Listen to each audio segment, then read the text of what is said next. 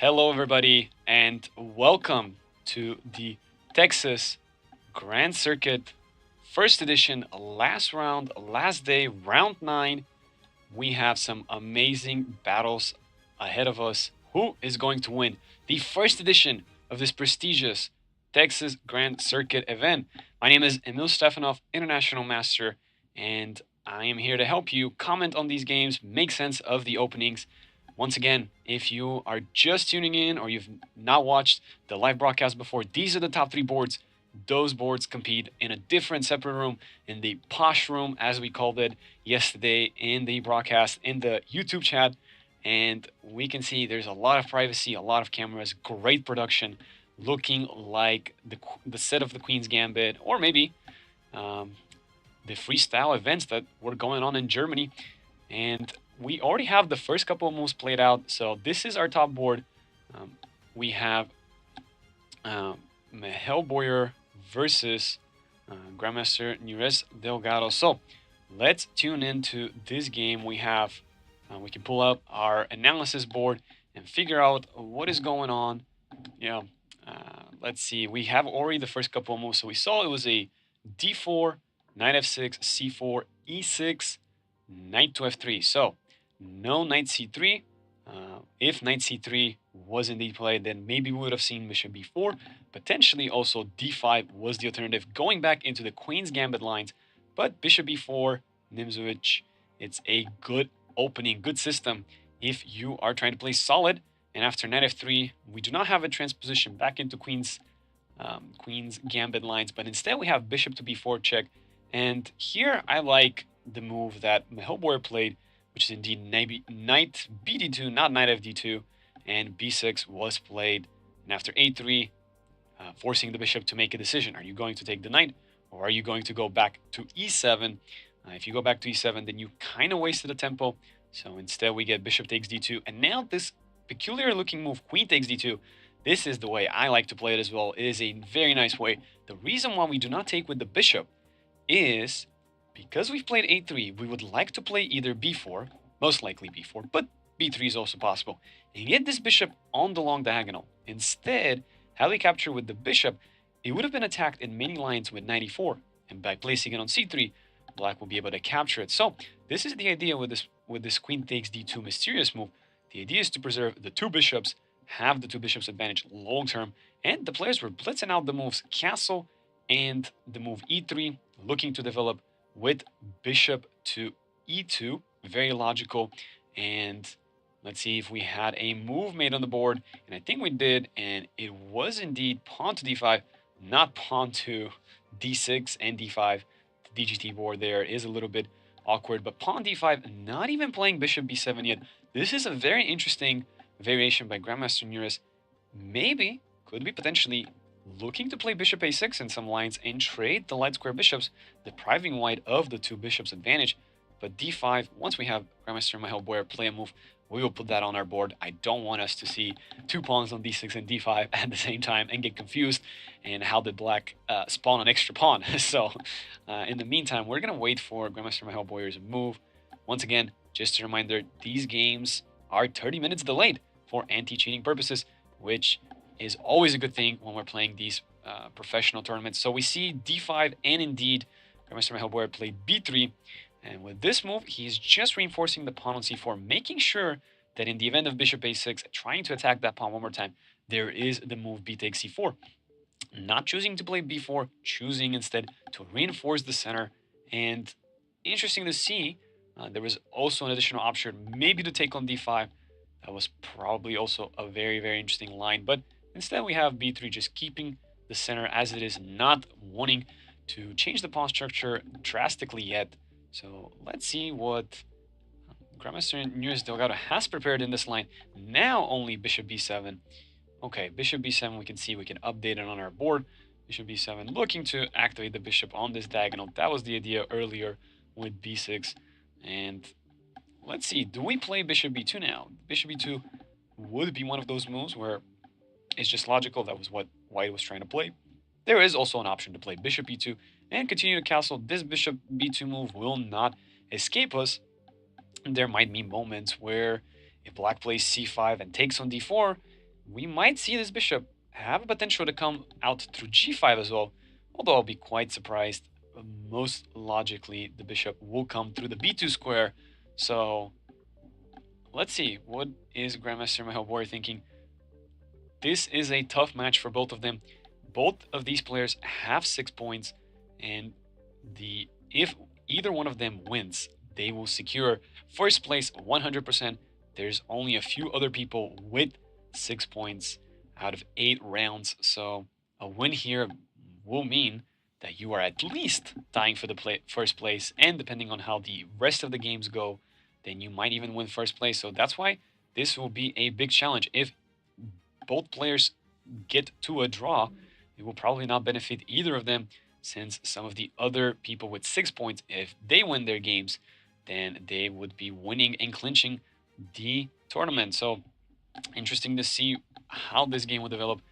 The best case scenario is for us to get a very long game, very exciting game, very double-edged game, so that we could see some sparks, we could see some amazing chess played, fighting chess played, and we can see there the rest of the players in this separate posh area, posh room as we like to call it. We see International Master Eric Liu in the background. He had a rough round 8. Had he won that round or made a draw, he would have had chances for a Grandmaster's norm, even though he has 5.5 right now. And even if he defeats his opponent, I believe it, he's playing International Master Alexei Bilik. Even if he defeats, he will not have enough for a Grandmaster norm. He came so close to it. Had he drawn or won the previous game, then he would have had chances, depending on the result. 1.5 was the required score, so getting to 7 out of 9. But it's okay. Even if he cannot get the Grandmaster norm in this tournament, I am sure he will be able to do that in later tournaments. He's a very talented young man. And we see Grandmaster Michael Boyer just continuing with bishop e2, not deciding to play bishop e2 quite yet. Maybe could be that bishop e2 is not needed right now, and priority goes for trying to castle the king as soon as possible. That also makes a lot of sense indeed. And we can see how Grandmaster Nures Delgado will continue. Is this still his opening preparation? Is he wanting to play something like dc4, bc4, knight d7, and c5? Those are the usual ways to try to strike in the center. I have to be honest, and I have to say that I'm quite biased towards white's position. I have played similar positions with the white pieces in this very same variation, and I tend to prefer the two bishops. Although black gets a lot of play still, It is not that easy to um, win and utilize the two bishops advantage. There is quite a lot of fight left, and I'm assuming that we are going to see something along the lines of knight bd7, c5, and there might be hanging pawns if black decides to take dc and bc, and then later play knight bd7 and c5, and then c takes d4. Best for white will be to take with the e pawn, and that line there would be hanging pawns, which would mean a lot of action, which is great for us. We would be treated to a nice game of back and forth action. So we will see how this game develops. In the meantime, let us jump really quickly into some of the other games. We want to make sure that we're able to see them, the other games as well. How are they developing so far? We can see Eric Liu versus Alexei Bilik. So two international masters wanting to win. If either one wins, they will have 6.5. So there could be a world in which they're tying for first place if the rest of the field draws and makes it to 6.5. But at least winning will secure a top 3 spot for sure. So we have this game. Eric started with 1e4. That's what he's been playing this tournament so far. Very logical. And we see c5. Alexei has been playing the knight door variation, so I'll be shocked if we see anything else but the knight door variation. And indeed, we do have it. d4. Both players so far blitzing out their preparation. Knight f6, knight c3. Everything seems pretty set up. Yep, a6, bishop to e3. One of the most played variations in the Najdorf. e5, knight b3, bishop e6, pawn to f3, in an English style setup with later possibilities to play g4 and h4. And due to that reason, black plays h5. If you are new to the Najdorf variation, this is a very common indeed. So h5 just blocking the g4 push, and knight to d5, early jump to d5. I am interested in that. Usually there's queen d2 and long castle and then knight d5. And all lines kind of transpose in a way. Bishop takes d5, e takes d5, and g6, looking to improve this bishop on the g7 square. So potentially also bishop h6 in some lines. So we see queen d2, stopping bishop h6, knight bd7, finishing the development of this knight. And we have a knight. Nope, we have long castle. And we have knight b6. Very interesting. Trying to attack this pawn as soon as possible. And now we get queen a5, not knight a5, queen a5, covering the pawn with the rook and with the queen. But that does allow bishop h6. As we can see, both sides are just blitzing out their moves. We can see the time situation, and they're continuing to blitz out those moves. We can see them in the background, just continuing to play. We see there Grandmaster Mahel board just looking over and seeing what is going on. And oh my goodness, they're continuing to blitz out. What is going on? Both sides are in their preparation. Is this going to be some sort of a force game? Bishop h6, rook h6. We see both players on board one there. They're just staring over that game. And for a second, both of them, that was a quite picturesque moment where both players on board one were looking over at Eric and Alexei's board. Due to all the blitz out variations, now queen d2 goes back to attack the rook. So because the rook has already moved, the king will not be able to castle. But I'm assuming the king is just going to walk slowly to g7, king f8, king g7, a possibility. So rook h8 having to go back f4, sacrificing the pawn on d5, but trying to open up the king. Remember, the rook on h8 has already moved to h6 and back, so there is no castling right. So now let's see, e takes f4. I'm assuming rook e1 was probably going to be my suggestion, but of course these players know what they're doing. Queen takes f4 and king f8, just looking to move the king to g7, as I mentioned. And now we have bishop d3. The game is very chaotic indeed. Both sides just continuing to blitz those variations. We will have to check in on this game later. It's a lot of fun that's going on. Oh my goodness, both sides just having an hour and 36, an hour and 36 minutes on the clock. They are both deep into their preparations. This is what modern chess is all about. Just having this line, just having it analyzed deep with strong engines, maybe 30 moves into the opening. So that will be exciting to see whose preparation is going to be stronger, who is going to get out of their preparation first. And then we're probably going to stop and see a 20-minute thought process, because When you have your preparation in your mind and you're playing through it, then that's easy. But once you are out of your preparation, you're probably going to have to start thinking, why is the engine telling you to play these moves in your preparation? Let's go back to the first board. There's been a little bit of action going on. I think d takes c4 was played. So let's jump right back in there into Mehel Boyer and Grandmaster Nunes Delgado's game. So we left it off right about here with b3, bishop b7, bishop to e2, and dc4 was played. So very logical move, opening up the bishop, and I think Grandmaster Mehel Boyer thought for a little bit, maybe about 3 to 4 minutes, just looking, what does he want to recapture? Does he want to recapture with the bishop, or does he want to recapture with the pawn? That was indeed a very interesting moment, because if he wanted to recapture with the bishop, then the last move being played, bishop e2, makes not so much sense, right? If you play first bishop b2 and after dc4, then you play bishop c4, then that's perfectly normal in my mind, because you are developing another piece without losing any tempos. But after bishop b2, d takes c4, if you play bishop c4, then you've lost the tempo. So after a short while, Grandmaster Mehel Boyer does decide to play b takes c4, the logical move, the logical continuation. And now the question is, do we see c5 right off the bat, or do we maybe see a knight bd7 followed up with c5? This will be interesting to see. There's always a knight e4, tempo on the queen. That is also a possibility.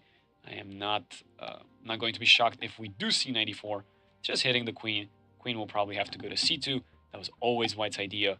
And afterwards, maybe c5, maybe knight d7, looking to reroute that knight. Very interesting position. I like these positions once again for White, but Black has a very standard play. Just knight bd7, queen e7, c5, bring both rooks into the center. Black's position is always solid. That is the one good news that they have. I know the engine has a slight preference for White, but at the end of the day, you are going to have to prove it with those two bishops advantage, namely the dark square bishop, because Black does not have that bishop anymore. So Black will be very careful to not weaken all the dark squares. And we can see there Grandmaster Nunes Delgado just thinking for a little bit. Is he going to jump 94 or play knight bd7? There's also a little bit of a weird plan with knight c6, knight e7. I'm trying to reroute the knight to one of these squares, but that doesn't seem that great to me. I know usually the knights stand very well on d7 and f6, just putting a lot of pressure in the center, supporting each other, and with that, supporting the king as well. The king will not be getting checkmated anytime soon. Interesting to see what he is thinking about. c5 first move also makes sense, but after dc5, bc5, I guess those pawns are a little bit weak for both sides, and not entirely sure who that benefits. Black's pawn could always be covered with knight bd7, but maybe White just doesn't take on c5. Maybe White just continues naturally with the move castle, but then you have the additional option to play knight c6. So that is maybe what Grandmaster Nunes Delgado is thinking. If you play knight bd7, you cannot go knight c6. Yes, the knight there reinforces the c5 push, but it is on a slightly weaker square as opposed to c5 and knight c6, where it is attacking the d4 pawn indeed, and it has the ability to go to a5 as well and attack the b3 square and the c4 pawn. So interesting moment there. Knight bd7 is one of those blitz moves that I will play for sure, but the opponent, Grandmaster Nunes Delgado might decide knight c6, knight a5, c5 could be interesting, or c5 and knight c6. All in all, this queen will have to move out of the way to cover not only the b3 square, but get away from knight e4 attacks. Interesting moment. This will decide the kind of the outcome for the next couple of moves. How would you set up here with the black pieces? And while Grandmaster Nunes Delgado is thinking on that, maybe this will be the great opportunity to jump into board number 3 over there with Grandmaster Vladimir Belus versus Grandmaster Gergely Cantor. So let's check out how that game has developed. So we have Grandmaster Vladimir Belus with 5.5 points versus Grandmaster Gergely Cantor with 6 points, and we see c4 first move, the English opening. We don't see this quite often. Let's see, after e5, g3. This is very nice indeed. I like this a lot. And the reason I like it is because after the move c4, e5, it's like we have a reverse Sicilian, but we are up an extra tempo. So playing into any sort of dragon variations is really, really beneficial for white. So after knight f6, bishop g2, d5, c takes d5, knight takes d5, knight to f3, knight to c6, castle, and knight b6. These positions are highly debated.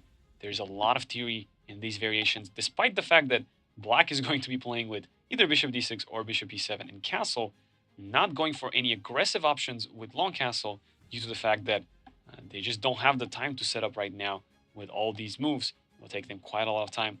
The engine still says the positions are about equal, which is a little bit of a shock to me because in the normal Sicilian, when you play the dragon variation and your opponent short castles, usually you are pretty happy.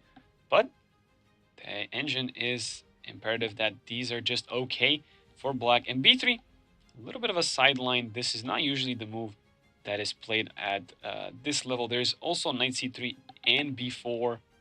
And we see the first game, there is some development there. Knight bd7 was indeed played. But we have b3 in this third board. b3 looking to play bishop b2, just thinking about not forcing the game into any debated topics. Bishop e6, bishop b2, f6. So I mentioned that long castling is not something you can do, but I guess Grandmaster Gurley Kantor does not mind, and he's going to go for it. He's going to go for long castle, queen d7, long castle, and try to attack on the other side of the board, on the king side. This is quite interesting, and I guess it makes sense, since white in these positions, b3, bishop b2 does not benefit them as much unless they're playing the Dragendorf with d3, knight bd2, a3, which is a possibility, but the Dragendorf is not the most engine-approved line. So interesting to see how this will develop. We will come back to this game in a little bit. Let's jump back into our first board. It seems like all the players are thinking well. We can see board 2 there in the distance. So much action has happened. We will come back to it in a little bit as well. Let's just catch up to our first boards. So dc4, bc4 was played, knight bd7 was the move that was played. So remember, I talked about all the different variations that black could set up with c5, knight c6, knight a5. There's also a potential for knight c6 first, knight a5 and c5, or even knight c6, knight e7, knight f5, which does look a little bit strange. And lastly, of course, knight bd7, the most logical move of them all, where you're just looking to play c5, just reinforce that central pawn break. It is highly important for black to go for the central pawn break. If they do not, then white is just enjoying a very nice position with the center, the two bishops. You are not going to make any problems for white unless you play c5 and try to open up these two files for yourself. So I'm assuming Grandmaster Mehalboyer is thinking about either castling or bishop b2. There's not a lot of other options available to him. Maybe, could be, that he's thinking about a4, a5, forcing some weaknesses on the queen side. But I think it's a little too early. Priority should go to the king, castling this way. Bishop b2, that might be another extra option. But all in all, I think the position might transpose after c5 with bishop b2 and castle. So very interesting. And we can see, yep, leaning over the king. And he indeed has castled in this position. Very logical. And as I mentioned, the central pawn break that we just talked about, the pawn move c7 to c5, very, very logical. No questions about this. C takes d4 is going to be a move that might be played soon. And the way you want to respond with white in this position is always e takes d4, which is going to leave the two pawns as hanging pawns. Now, usually, I don't like being with the hanging pawns. This is my personal feeling. I like to play against the hanging pawns. However, in this position, I would not mind it. The reason why I would not mind it is because, once again, we have the two bishop pair. So, also, black does not have attacks over those two pawns. That is another important moment. And as you can see, leaning over to bishop b2, which is the move that Grandmaster Mehel does indeed play, bishop b2. Very, very logical. So, will we see c takes d4, e takes d4 on the board? And for those of you who might be wondering why e takes d4 is so important, is because you want to control these squares in the center, the c5 and the e5 square. We see, in fact, rook c8 on the board. Okay, putting some pressure on the c4 pawn. That makes a lot of sense. So, for example, there could be some lines where there's c takes d4, e takes d4, bishop takes f3, sidelining this bishop and winning the pawn on c4. So indeed, we see the move rook fc1 so far. Nope, rook fc1, not rook ac1. We will have to update that on our board. I don't know how the DGT board picked up that is rook ac1 when indeed it was rook fc1. We'll see what Grandmaster Nearest Delgado plays. But rook fc1, not rook ac1, probably indicating that the next moves are going to be a4 and a5, trying to attack on the queen side. So with the two hanging pawns, there's a lot of central squares that are controlled. You can see all of these four squares being controlled by the currently not hanging pawns, but potential for hanging pawns. So attacking on the queen side makes a lot of sense. Attacking on the king side is also an option, but I have noticed that if black just sort of plays knight, rook e8 and knight f8, and knight on f8 equals no mate, as in the saying goes. So usually it's very hard to try to go for the checkmate that way. Utilizing this bishop means also you want to place this bishop here. But if you do so, then you are only weakening your king as well. So the move rook fc1 does make a lot of sense to me. Just trying to go for a4 and a5. Queenside play, and looking to make weaknesses in the opponent's position. This will be an interesting clash to continue to monitor. But for the time being, we have to go to Eric Liu and Alexei Bilik's game. This has been a crazy game. We can see in the background there, both sides are thinking about the board, thinking about the position, but both sides blitzed out this knight door variation. As you can see, they're only going to start gaining time on the clock. You can see currently an hour and 32, and with every passing move, they're going to get more and more time on the clock. So we left it right about here, where there was a long castle. There was knight b6. There's queen a5 attacking the knight. But bishop h6 pins back this bishop. So then there's bishop h6, rook h6, queen d2 attacks back the rook.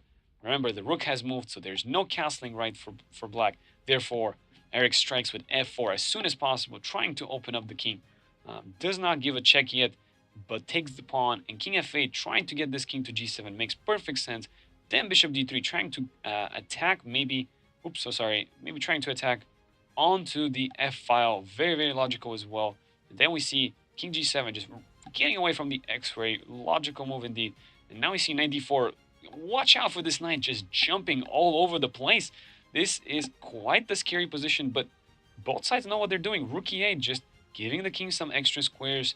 So black did manage to artificially castle, or castle by hand as we call it, where you move the king first and then you move the rook afterwards. Rook d f1. I'm not sure if that was the correct move or if it was rook h f1. We're going to have to check as the game goes on. Knight takes d5. Knight f5 check. What is going on here? The queen was being attacked, but knight f5 check gives a check to the king. Now after g takes f5, yeah, it was indeed rook h f1. It was not rook takes, rook d f1. There we go, the DGT board there updating. And now we see queen g5 check. Oh my goodness, the king is very, very weak there, but king to f8. Okay, the king is trying to run away, not going towards the corner because that will be extremely dangerous. And now we see Eric giving a check. If the king goes towards the center, that might be spelling disaster after bishop f5 and rook e1. So I think we're going to see... No, king e7 indeed. My goodness, this position is very, very crazy. I guess king g8. We should have mentioned that there was rook f5 and rook g5. Some checkmate threats there. So the king does indeed walk towards the center. But now bishop c4, not even bishop takes f5. What is going on here? Bishop takes f5 and rook e1 seemed like a very logical conclusion to me. However, I believe the queen would have moved out of the way and given the king some space to go to d8. What a crazy game so far. This is one to watch out for, both sides with their preparations. We can see that Eric has not spent a single second thinking in this position. And we can see that after bishop c4, this is starting to heat up. The knight is being attacked. So black currently is up an extra piece. But my goodness, is this king weak? As you can see, it cannot go back to f8. There is potential for rook e1 check. The king will be stuck in the center. This knight is being attacked. If you go knight b6 back, then my goodness, what is happening here? There might be some um, rook e1 check, king d7, and some bishop takes f7. Very, very crazy indeed. Not entirely sure what's going on. So much chaos there. There also might be some rook takes f5 attacking this knight. The position is heating up and getting extremely complicated. And this is where your home preparation, if you are still in your home preparation, you will be blitzing out the moves. But we can see in the distance there, International Master Alexei was thinking, not entirely sure how he would continue. So very fascinating indeed. Such a fascinating game. Not sure what's going to happen. We can see bishop c4 was the last move played indeed. And Alexei is thinking this is a hard position. The knight's being attacked twice. All of the black pawns are just weaknesses. So even though black is up an extra pawn and an extra piece, it definitely feels like white's the one in control of this game. We will have to definitely monitor this game. It is a crazy one indeed. We have some action back on our first board, so we'll go back to it. We see Grandmaster Nunes Delgado just getting up from the board. So let's see what's happening. This is where we left it off. dc4, bc4, castle c5, and bishop b2. Now we see on the board there the last couple moves that were played with rook c8, rook fc8, not rook ac1. We'll see that updated after queen c7. We saw a4 trying to play for a5, and we see rook fd8 was indeed played. So not being afraid of a5 whatsoever, and in fact pushing the rook towards the enemy queen. So be careful, there might be some jumps around with the knight, utilizing the utilizing the x-ray, but not entirely sure. I mean, knight c5, knight v3 might be a potential threat, but yeah, the queen could always just dodge away, maybe to b4 afterwards. This is definitely one to watch out for. a5 is on my radar. Another move that's on my radar is queen e1, saying, you know what, I'm just gonna get away from your x-ray. Not for me. I'm not in for any funky business. Just get the queen to safety. Not queen c3, because that's placing it in more danger with some 94 and also on another x-ray. But it could be possible because the queen is well guarded, and if it can go to b3, then it will definitely put some pressure on the queen side. For the time being, though, queen e1 looks like a funny move to me, but it is also a nice, just defensive move, getting away from the x-ray. Lots of things to consider in this position. Ideally, if white could go for a5 and then go for a b6, then the rook is going to be active on the a file. So, but of course, rook a will be a counter. And if a5, a6, yes, that pawn is going to be far advanced and an issue long term, but it also could be a weakness. I'm saying issue for the opponent because, well, a pawn on the 6th rank, dangerously close to promoting. You never know when that could be utilized later in the endgame, but it also could be just a weakness that the opponent could pick up later on in the game. So definitely interesting, and not sure what Grandmaster Mahabor would do in this position. He is running a little bit lower on the clock. So far in most of his games, he has been the one blitzing them out and putting his opponents under pressure, being able to utilize the opponent's bad time management to his advantage. Currently, though, not a big problem. 3 minutes out of the opening behind on the clock is nothing. It can come and go very easily. So here we are in the positional depthness of this position. A lot of strategies, a lot of plans.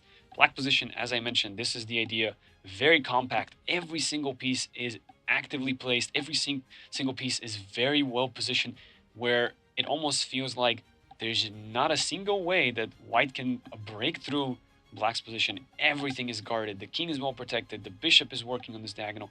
Both rooks are looking to be very active. But once again, the more this board opens up, the more the position opens up, be sure to watch out for those bishops. And we see a very, very slow move played, pawn to h3. And what I mean by slow is just taking a moment to breathe, just saying, you know what, no knight g4 business for you. My king gets a free square in the future, where there won't be any back rank issues, or as I like to call them, backdoor issues. If you are a follower of the Heart of Chess, that is me online, you might have walked into that backdoor situation that I'm talking about. But h3, I like it. Usually when h3 is played, the best response is usually h6, just to copy your opponent and just say, okay, prove to me what was your plan. Why did you play h3? Was it just to gain some space for your king and take away the g4 square? I can do the same. I can just copy you. And I wouldn't be shocked if Grandmaster Nures just goes ahead and plays h6. There are some interesting lines with cd, ed, and knight c5, just utilizing the pin, but as I mentioned, I don't see how we can fully utilize that once queen b4 is played. Just covering that square, and even a5, the queen could just go back to a3, or even better, it could be just cd, ed, knight c5, and queen e3, just placing the queen on that beautiful square where it would guard the b3 square, so no knight b3 trickeroos. So this looks good to me. There is also cd, ed, knight e5. That looks like an interesting option indeed, where black is looking to attack this, with the bishop, with the knight. And if you take with the pawn, of course your queen is hanging. And if you take with the knight, then queen takes e5. But after d5, rook takes d2. It's a lot of complications. Instead of h6, we do see Grandmaster Nures playing the move a5. He's basically saying, okay, you don't get to play a5. I will lock you. But in chess, with every move, you gain something and you give up something else in return for it. There is no perfect move that gives you everything and does not lose you anything. With this move a5, the pawn break a4 a5 was blocked for the opponent. You may gain access to this b4 square in the future. Currently, there's not a clear way to utilize it other than knight b8, knight c6, knight b4, which takes a while, and also the knights are not really attacking anything in specific, but you also give up something. So you give up the b5 square. You don't have a single pawn that can defend it. But once again, for the time being, there doesn't seem to be a white piece that can jump to that square. But also what you give up is the fact that this pawn is now going to be a backwards pawn, meaning there is no pawn on a7 or c7 to reinforce it. So in a way, we call this a backwards pawn that is a weak pawn due to the inability of other pawns to defend it, and it is on a semi-open file. And we see Grandmaster Mihail Boyer just placing his queen on e1. That's one of the moves that I suggested earlier, just getting away from the x-ray. I really like this move. These are the types of positions I love, where it's just a positional battle. You're trying to play out these positions slowly, and with every move, you're trying to just improve the position one bit at a time, trying to outmaneuver your opponent. And this is where the real battle is. This is why grandmasters are indeed grandmasters.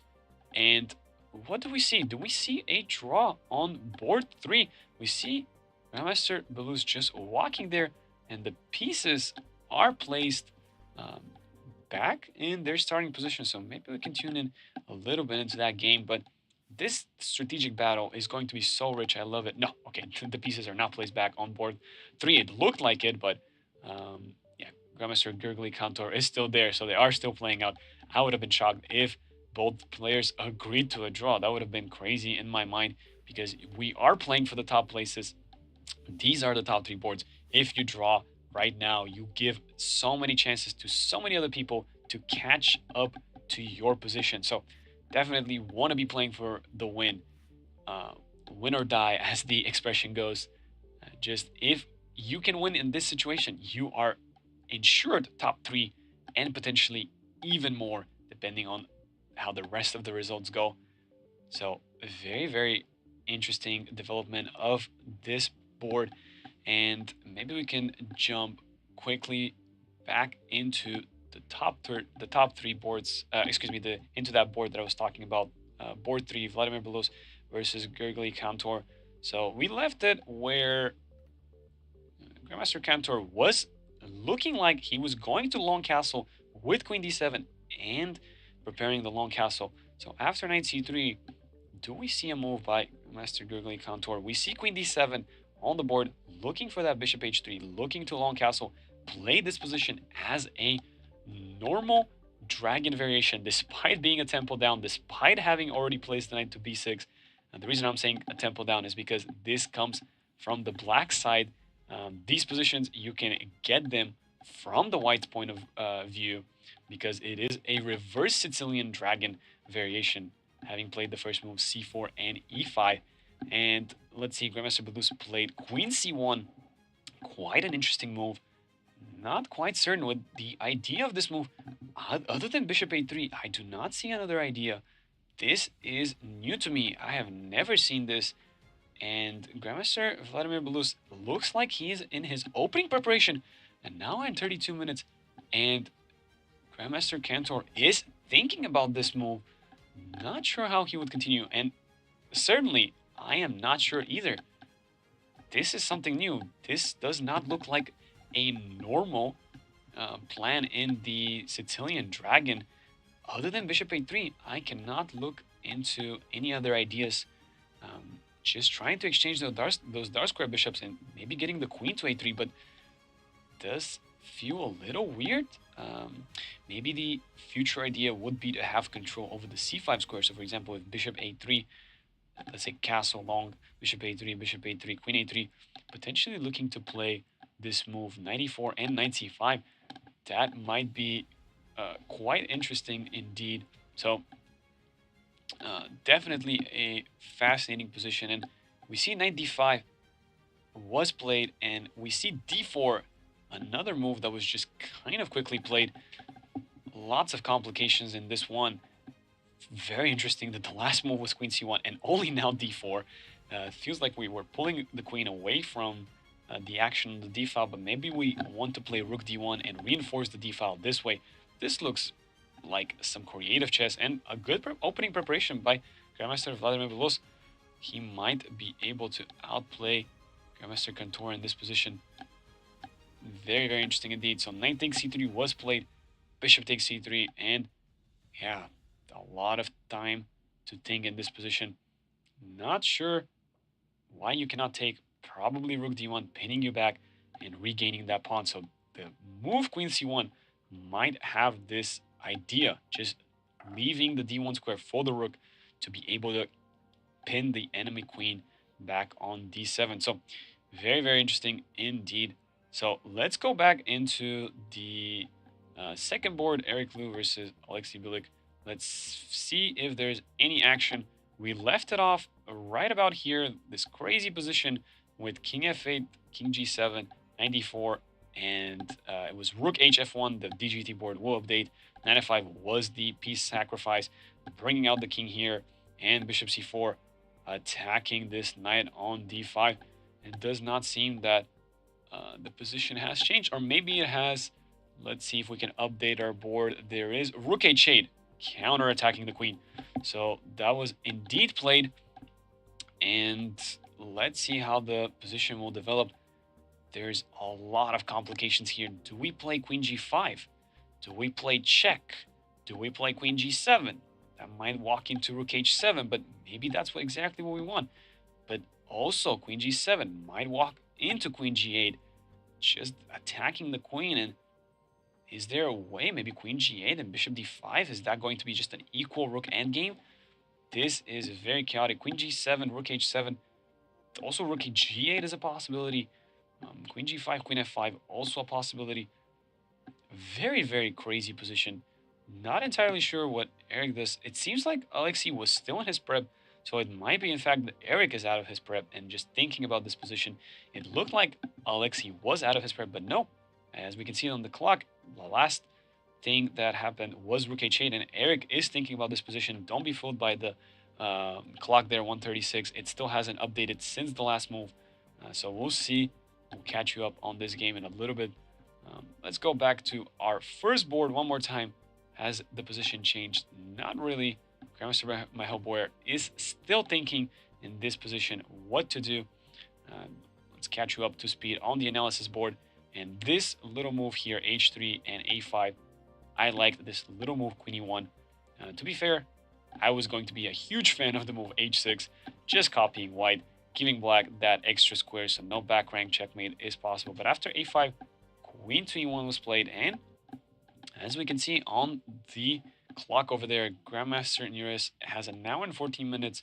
He has been thinking for the last 7 minutes. He started this position with an hour and 21 minutes. So it'll be interesting to see if he has an idea already. Very logical continuation is 94. Just putting this knight on a more active square. Nothing wrong with it. Reinforces the c5 pawn indeed. And just looks to attack these key squares.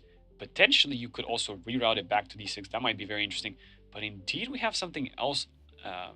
Also, I should mention knight f8, knight g6 if you want it to be extra safe. That was also a possibility. But instead we see the move knight to b8, hinting at that reroute for the knight, just getting to knight c6, knight b4, utilizing the b4 square, maybe thinking that there is no problem on the king side, not needing the knight to guard the king side at all. And this looks like a good idea to me. The knight could also go through c6 and then to b4. The options will be for Grandmaster Boyer to choose which way he wants to reroute, or so sorry, from Grandmaster Nearest to decide which way he wants to reroute the knight. If you reroute it through c6, then dc5 will force bc5.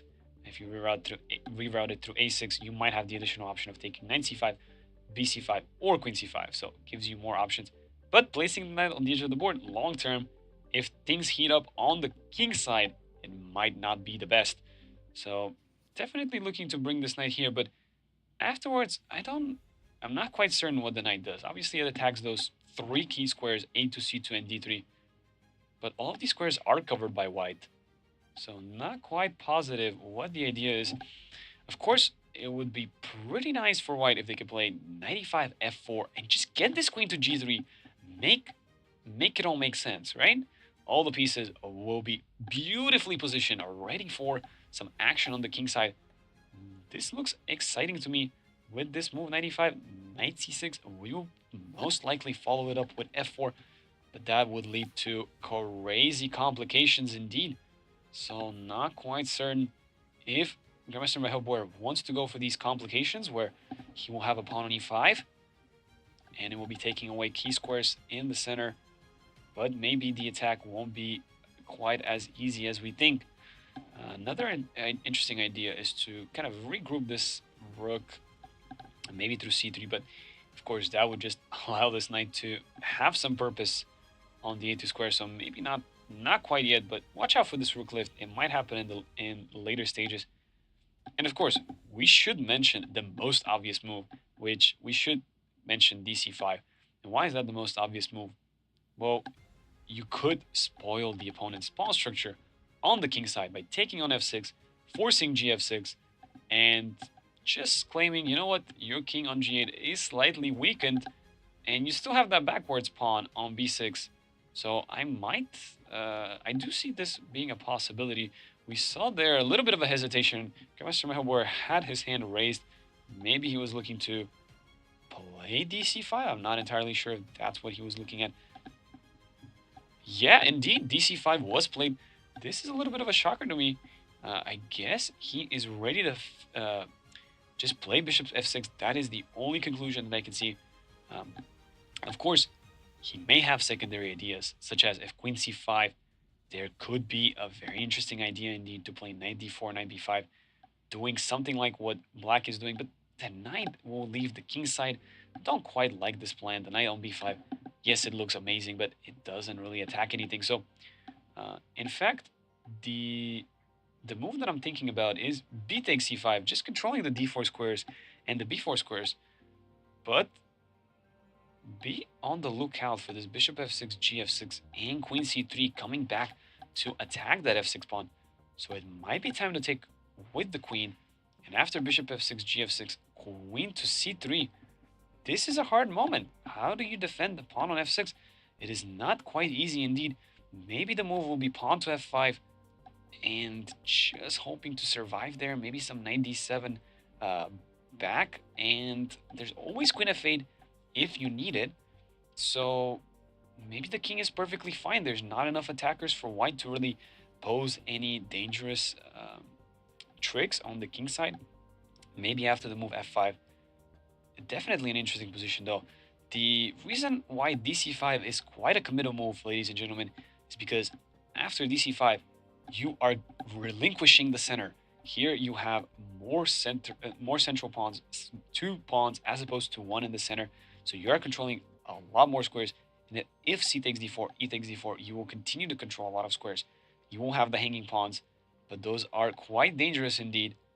But dc5 maybe a little bit tamer variation, but queen c5, bishop f6, gf6, queen c3, looking to attack on the king side, having weakened the opponent's king. But would it be enough? Would the knight just go back to d7? Would the queen just go back to e7? Would there be just a pawn f5 break? Excuse me, no break, but just pawn move. Yeah, I don't like the fact that the c4 pawn is also going to be backwards, or at least the weakness. The good news is it is defended by the bishop, so long term it might be okay. Very interesting position indeed. We will see what Grandmaster Nures decides to play. For the time being, we will take a short break, and we will leave you with this footage from the players, the live broadcast. Once again, amazing production here by Champions Social Club. After this short break, we will be right back. Thank you so much for tuning in. Stay tuned in. Thank you.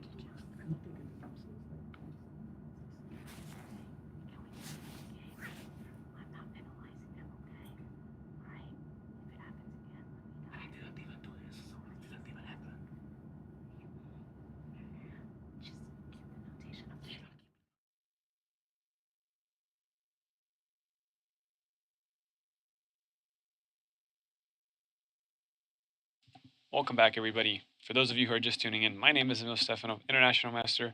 I'm here to comment on the games. After this short break, we are back, and let's see if the game has developed much. It seems like it hasn't. The last time we left it, it was this little d takes c5 move that was played by Grandmaster Michael Boyer, and Grandmaster Nures thought about either he wants to recapture with the b pawn or with the queen. Recapturing with the queen does lead to a little more complex positions. With b takes c5, the pawn structure would have been quite even, so there wouldn't have been much going on, but maybe there was some bishop e5 attacking the queen. Maybe the a5 pawn was also hanging. So for example, with bc5, bishop e5, queen b6, only way to cover the pawn, but then there's maybe some rook b1, just continuing to hit the queen there. Maybe Grandmaster Nures felt a little bit uncomfortable in that situation, so he does take with the queen. And now the question is, do you take bishop f6, which was Grandmaster Michael Boyer's idea, just to double the opponent's pawn structure, right? Alternatively, there's also bishop d4, which would attack the queen and force a reaction. So if queen e7, to prevent the doubling of the pawns by reinforcing the knight, there is bishop takes b6. So in fact, after bishop d4, the queen will have to go to a square that will cover the b6 pawn. So either c6, c7, or d6. B4, there will be a trade and bishop takes b6. So it does look like bishop d4 is an interesting move. Just throw in this intermediate move, attack the queen. Maybe you don't want it to be on c5 because after queen e7, you just win the pawn. And if bishop d4, queen d6, there might be some interesting options with c5. That looks interesting to me. bc5, you are giving up a pawn, but after bishop f6, gf6, there is queen a5. So you trade the c pawn for the a pawn. And with that, oh, and we see a move played by Grandmaster Michael Boyer. Indeed, the move that I just talked about, bishop to d4, just looking to attack the queen. And with that move, you are looking maybe for queen d6, c5. Just looking for that idea once again. That looks pretty good to me. If queen d6 is played, c5, bc5, bishop f6, gf6, queen a5, it does complicate the game, and would mean that both players are trying to play for the win, especially Grandmaster Michael Boyer, having that outside passed a pawn versus the passed pawn c that maybe is more easily blockadable. The other options are queen c7 and queen c6. I don't know if queen c6 is the move that Grandmaster Nures wants to play, mainly because it is still against the rook. So c5 will actually not even be giving up a pawn due to the fact that there will be rook takes c5. So I will be shocked if I see the move queen c6. Queen c7 at least makes a little more sense, but indeed we see the move queen d6 was played. So now the question is, do you play c5? And I think that would be a great option for Grandmaster Michael Boyer. With that move, the a5 pawn would be weakened, and you can first throw in an intermediate bishop f6, gf6, and after that, you could take the a5 pawn, regain the pawn that you sacrificed, and try to play with an outside pass pawn versus the c pawn that is the pass pawn. So, very, very interesting position indeed. Not sure how this will develop exactly due to the fact that after c5, bc5, which we do see on the board. Wow, okay. I'm pretty happy being correct in my predictions of the position. c5 blitzed out response, b takes c5. There's nothing to really think about there. Otherwise, why would have just been winning a pawn on b6 for free? And now, do you throw in an intermediate bishop e5? But maybe that's asking too much. Maybe queen cannot go there to protect the pawn, but maybe the queen will just go to b6 and maybe go to a7. I know, oops, so sorry. And maybe the queen will go to a7. I know it's not amazing looking, but hey, a pawn is a pawn, right? Extra pawn, extra pawn. I mean, okay, the queen does look very funky there. So maybe you throw in this extra move and maybe you just say, okay, I have two bishops. I have a great position. I will still take on f6. I will still go queen c3. I have rook b5. I have so many options. The more I'm thinking about it, the more I'm liking this move, bishop e5, just attacking the queen. If queen e7, then I can regain the pawn on a5, and knight c6 might walk into some queen c5. So, in fact, I'm really happy with this bishop e5 move.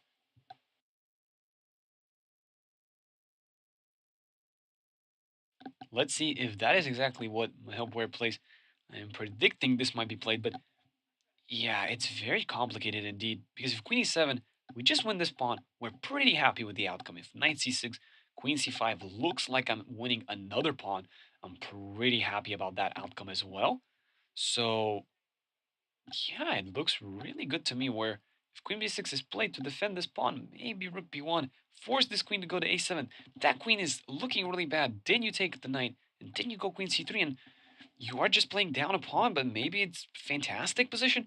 There's also an alternative option to just play the move rook to b5, attacking the a5 pawn, attacking the c5 pawn, and you could also either play this move after bishop s6, having weakened black's king, or just first time playing rook b5.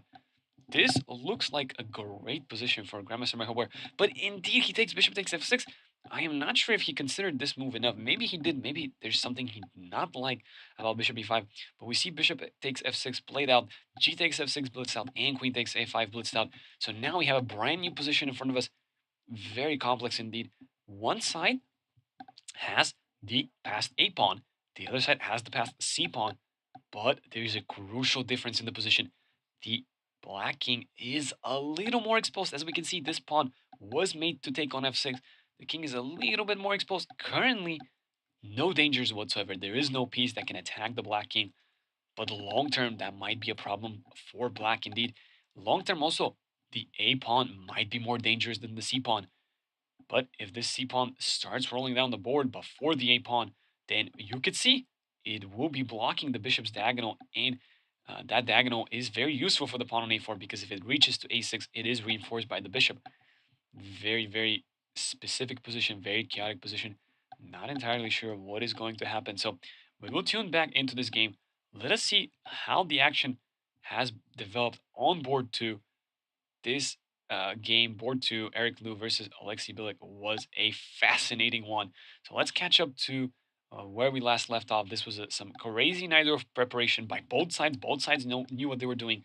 Remember, Black King Castle because they just played Rook H6, Rook H8.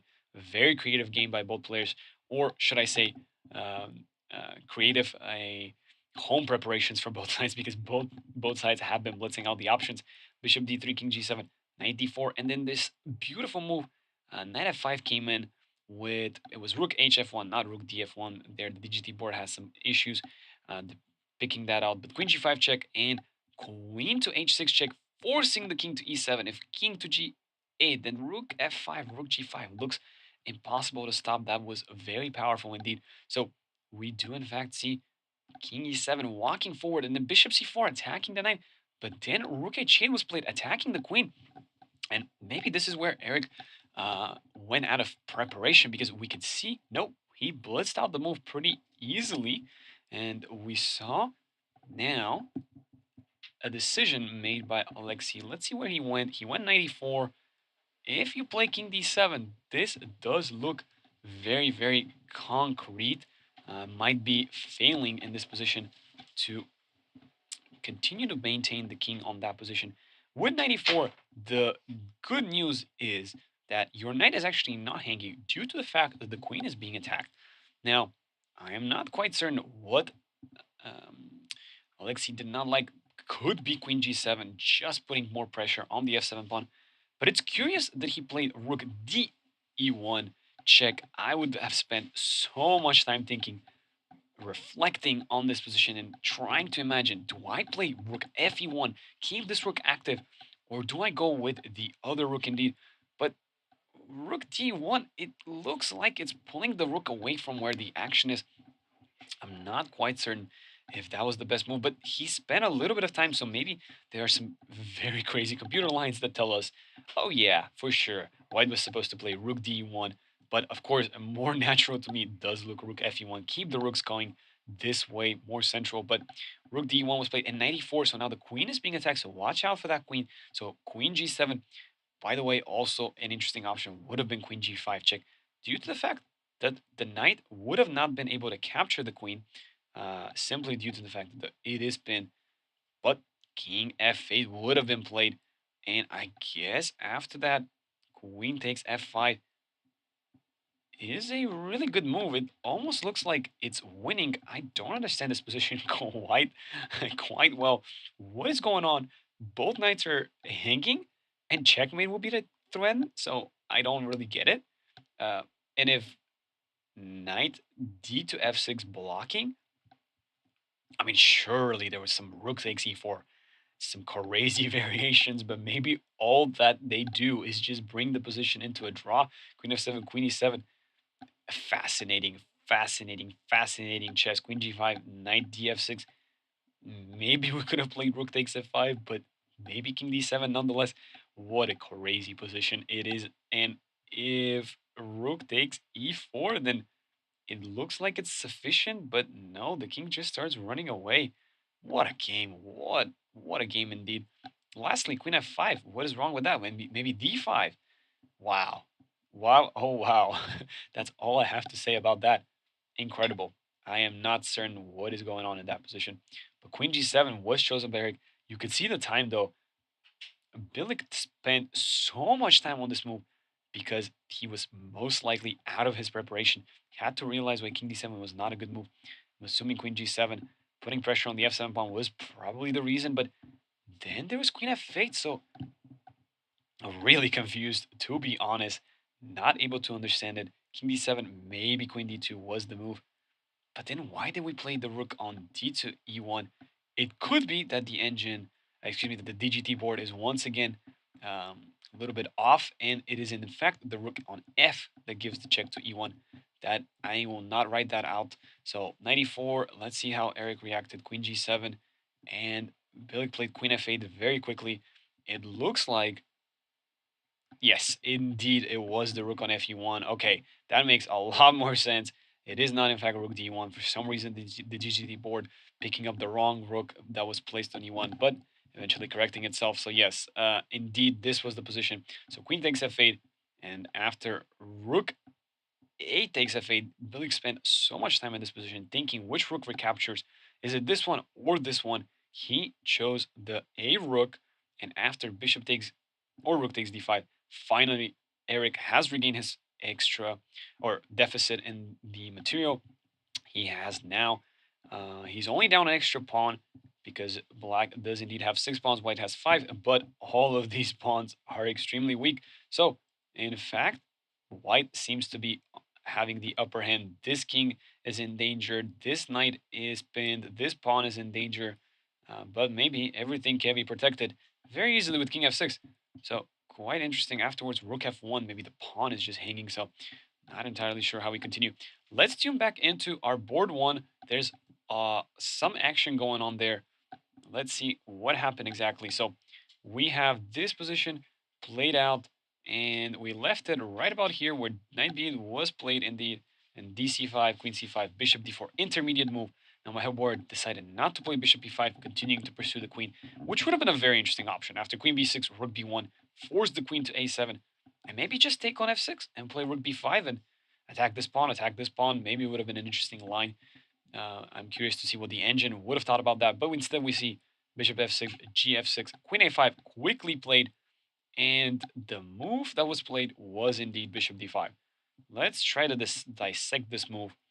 Shouldn't be hard to do so.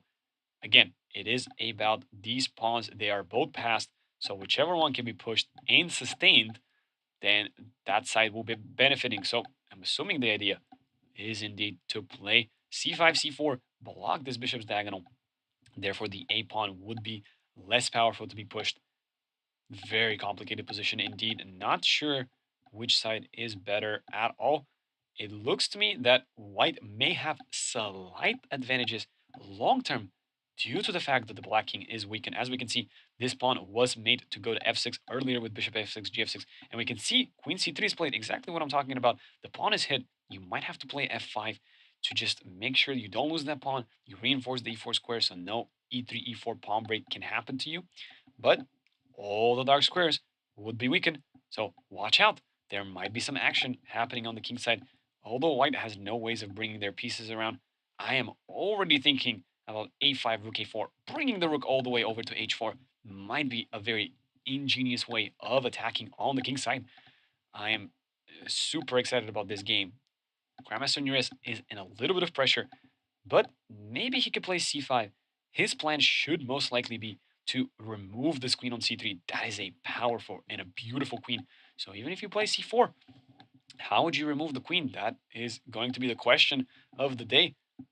Might have to play something along the lines of f5, queen f8, queen g7. Does take a while though, and it doesn't seem good. It just moves the queen to that square. But maybe there's some pressure with the bishop. You could probably make it work out. And if you trade the queens, then maybe the pawn could become dangerous on c4 and c3. So looking out for this game does seem like a fascinating match. And by the way, if you're just tuning in, feel free to say hi in the chat, hi in the YouTube chat. And if you have any questions on the positions, feel free to ask. That's why I am here to help us understand what's going on in these complex positions. If I have to choose a side here, I will definitely prefer to be playing with the white pieces, mainly because my king is long-term safer with these nice pawns, no weakenings, no weak diagonals, no weak files at all. So definitely have to be careful if you are playing with the black pieces here. Not saying that you do not have any winning chances, but after c4, this queen is powerful. How do you remove it? Not going to be an easy task. Why do you want to remove it? It's because you want to continue pushing your pawn, but at the same time, you might want to block the opponent's pawn. It's going to be a little bit of a race, a little bit of strategy. Who plays what? What pawn is pushed? Do you go king e7 now? Queen e7, do you go king g7 now? Instead, f5 was played. That was my first thought process. It does weaken all the dark squares indeed, and it doesn't look amazing, but at least this bishop is good. It's placed on d5 in the center, controlling a lot of squares. f5 does also discourage the pawn push e4, so lots to be played for here. And this is one of those decisions where now, do you play a5? Do you play rook a4 afterwards? Do you play knight d2? Do you try to reroute that knight? Do you look for ways in which you can bring your pieces on the king side? How do you do it? Do you look for bishop c4, trading this powerful bishop? This is where the game now becomes complex. This is where you're going to have to think and strategize and look for the follow-ups for both you but also the opponent. So we're gonna let Mr. Mahel Boyer think about this position, and we're gonna go to the two other Grandmaster clash, which is between Vladimir Belus and Gergely Kantor. So we had a c4, we had a reverse Sicilian into a dragon variation, and here we had this interesting b3 bishop b2 trying to run away from theory. But Gergely played with bishop b6 f6, just saying, you know what, I'm still gonna play with queen d7 long castle. Why not? But here, Grandmaster Belus played queen to c1. Very interesting move indeed. Looking to play d4 and rook d1, or maybe just d4 followed up with rook d1. So knight d5 was played, d4, knight c3, bishop takes c3, and e4 trying to lock the center. So now knight h4 was played, pushing the knight on the edge of the board. This is crazy. After g5, you are just going to lose that knight. What is going on here? But maybe g5 walks into d5 and opens up the dark square bishop indeed. So you might have to be very careful. This pawn, in the meantime, is also attacked. So what's happening here? Gergely Cantor played bishop to d5, making sure that d5 pawn break cannot happen so that the bishop is not open. And with this move, the e4 pawn is indeed reinforced. And now maybe we will see f3 trying to break open the position with some fe4, trying to get the bishop on g2 to make sense. The knight on h5, though, it looks weird. If it can go to f5, that would be great, but it's not able to do that. So queen e3, putting pressure indeed on the e4 pawn. As I mentioned, that is one of the plans for white. Currently, if f5, then the knight does not have to worry so much. But what is going on here? g5, there is bishop e4, and if gh4, bishop d5, that will be a discover check. So, in fact, white is still not losing the knight on h4, but it's so complex. This knight, as you can see, doesn't have the greatest forward capabilities. So, queen e6, f3 blitzed out immediately. I like this quick play, just looking to open up the position and make sure that after g5, whoa, hold up. After g5, wow, this is beautiful. I believe after fe4, gh4, you are unable to take the bishop, but the bishop is unable to move either. So you might just play queen to d3. This is why we love chess. And just regain the bishop that way. I love it. This is what chess is all about. Just anticipating all these moves. Now we see e takes f3, counterattacking the queen. So indeed, queen takes e6 was played, bishop takes e6. And now how do you capture the pawn on f3? You have four capabilities, excuse me. E takes, bishop takes, knight takes, and rook takes, which is the last option, of course. Now, I would not take it with the pawn. G5 in that case might be losing the knight. Very interesting. However, is in fact the opening of the file. And maybe he takes f3. Maybe I need to give it some more credit, but potentially long castle will kill our idea, and the knight is kind of weak on that square. Bishop takes looks like a possible move to me. Just preparing d5. Maybe the knight could reroute to f4. And lastly, of course, knight f4, knight f3 does look good. Let's see what Grandmaster Belus did. Indeed, bishop f3 just looked the most natural. d5 is a threat. Knight could reroute beautifully through f4. You could go for the center with e4. This is looking great. And a long castle was indeed played, putting pressure on the d4 pawn. And now the question is, do you take this knight and play in the center with e4? That would be quite the interesting option indeed. You are giving up the two bishops, but for a very specific reason. What is that reason? Well, you double the pawns on c6, and you are able to follow it up by bringing your pawn to the e4 square, very beautifully trying to reinforce the center. Let's see what Grandmaster Belus did in fact play rook a d1, just looking to defend the pawn. And now we will jump back into the first game. This is a very interesting position. I believe the last move that was played by Grandmaster Gurgly Kantor was indeed knight b4, attacking this pawn. And that is why one might have asked, why not the f rook to d1? But with the DGT board being a little bit wanky today, rook f d1 might as well have been played. But it looks logical that after knight b4, this is attacked. But also knight d5 potential is there. Knight c2 potential is there with some knight e3 tricks. We will see how this game develops. We will continue to monitor it, and we will tune back into the first game. Let's see what has happened.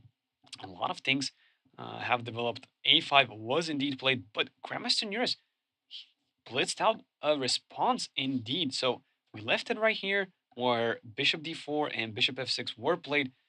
A5 pawn regained, and after bishop d5, queen c3, hitting this pawn, f5 was indeed played, and after a5, Grandmaster Nunes just blitzed out his move, played knight to d7. Wow, not afraid of this pawn getting to a6 whatsoever. Well, I can tell you why probably he's not worried. There are too many pieces covering the a8 square. There's the rook, two rooks, and the bishop. So maybe Grandmaster Nunes is just saying, push this pawn closer so I can attack it more easily. That might be one of the things he is hoping for. And don't forget, this knight is indeed covering the c5 pawn. So any pressure that you try to put on the pawn now is futile. But maybe I can abandon this idea with attacking the pawn. And maybe I can go for this rook a4, rook h4. It will be so beautiful when this happens. Trying to go for the checkmate, but maybe there's just not enough pieces. And black has enough defenders around the king with this knight f8 or queen f8, queen g7 idea. So although I can dream with this being something, maybe it's just nothing indeed. So maybe we'll have to dial it back in and potentially just go for bishop c4. And I quite like this move. Indeed, it does allow this trade, opening up my own king, but The king will be perfectly safe on h1, and rook g1 opens up the g file, which your king will not like indeed. So bishop c4 looks like an interesting move to me. Just trying to trade this bishop, remove this powerful bishop. Think about your opponent's strongest piece. Currently, this bishop looks like it is the strongest piece, but instead we see, wow, both players are just continuing to blitz out. A little bit ago I said this is the time to be thinking, but no, instead we see pawn to a6. What a position. Both sides are just keep on playing to their strengths. Um, Very logical though, pushing the pawn as far as possible probably should not be a mistake. You can always reinforce that pawn with rook a5 and rook c to a1, trying to push it as much as possible. How do you stop this?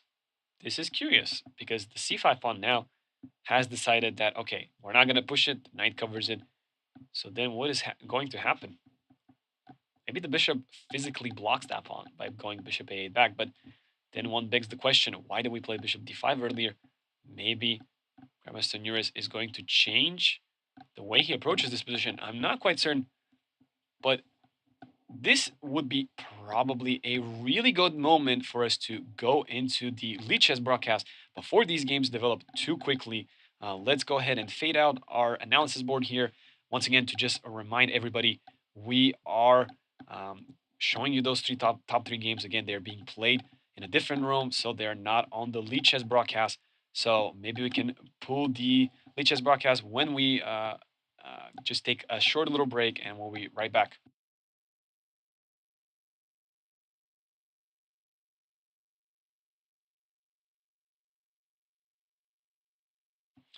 Alrighty, let's go back into the Lead Chess broadcast. We will be looking at uh, those games that have been developing on the other boards. The top three boards we will tune back into as quickly as we can. We want to make sure that we are commentating on all boards. So just in a little bit, we'll change to the Lead Chess broadcast.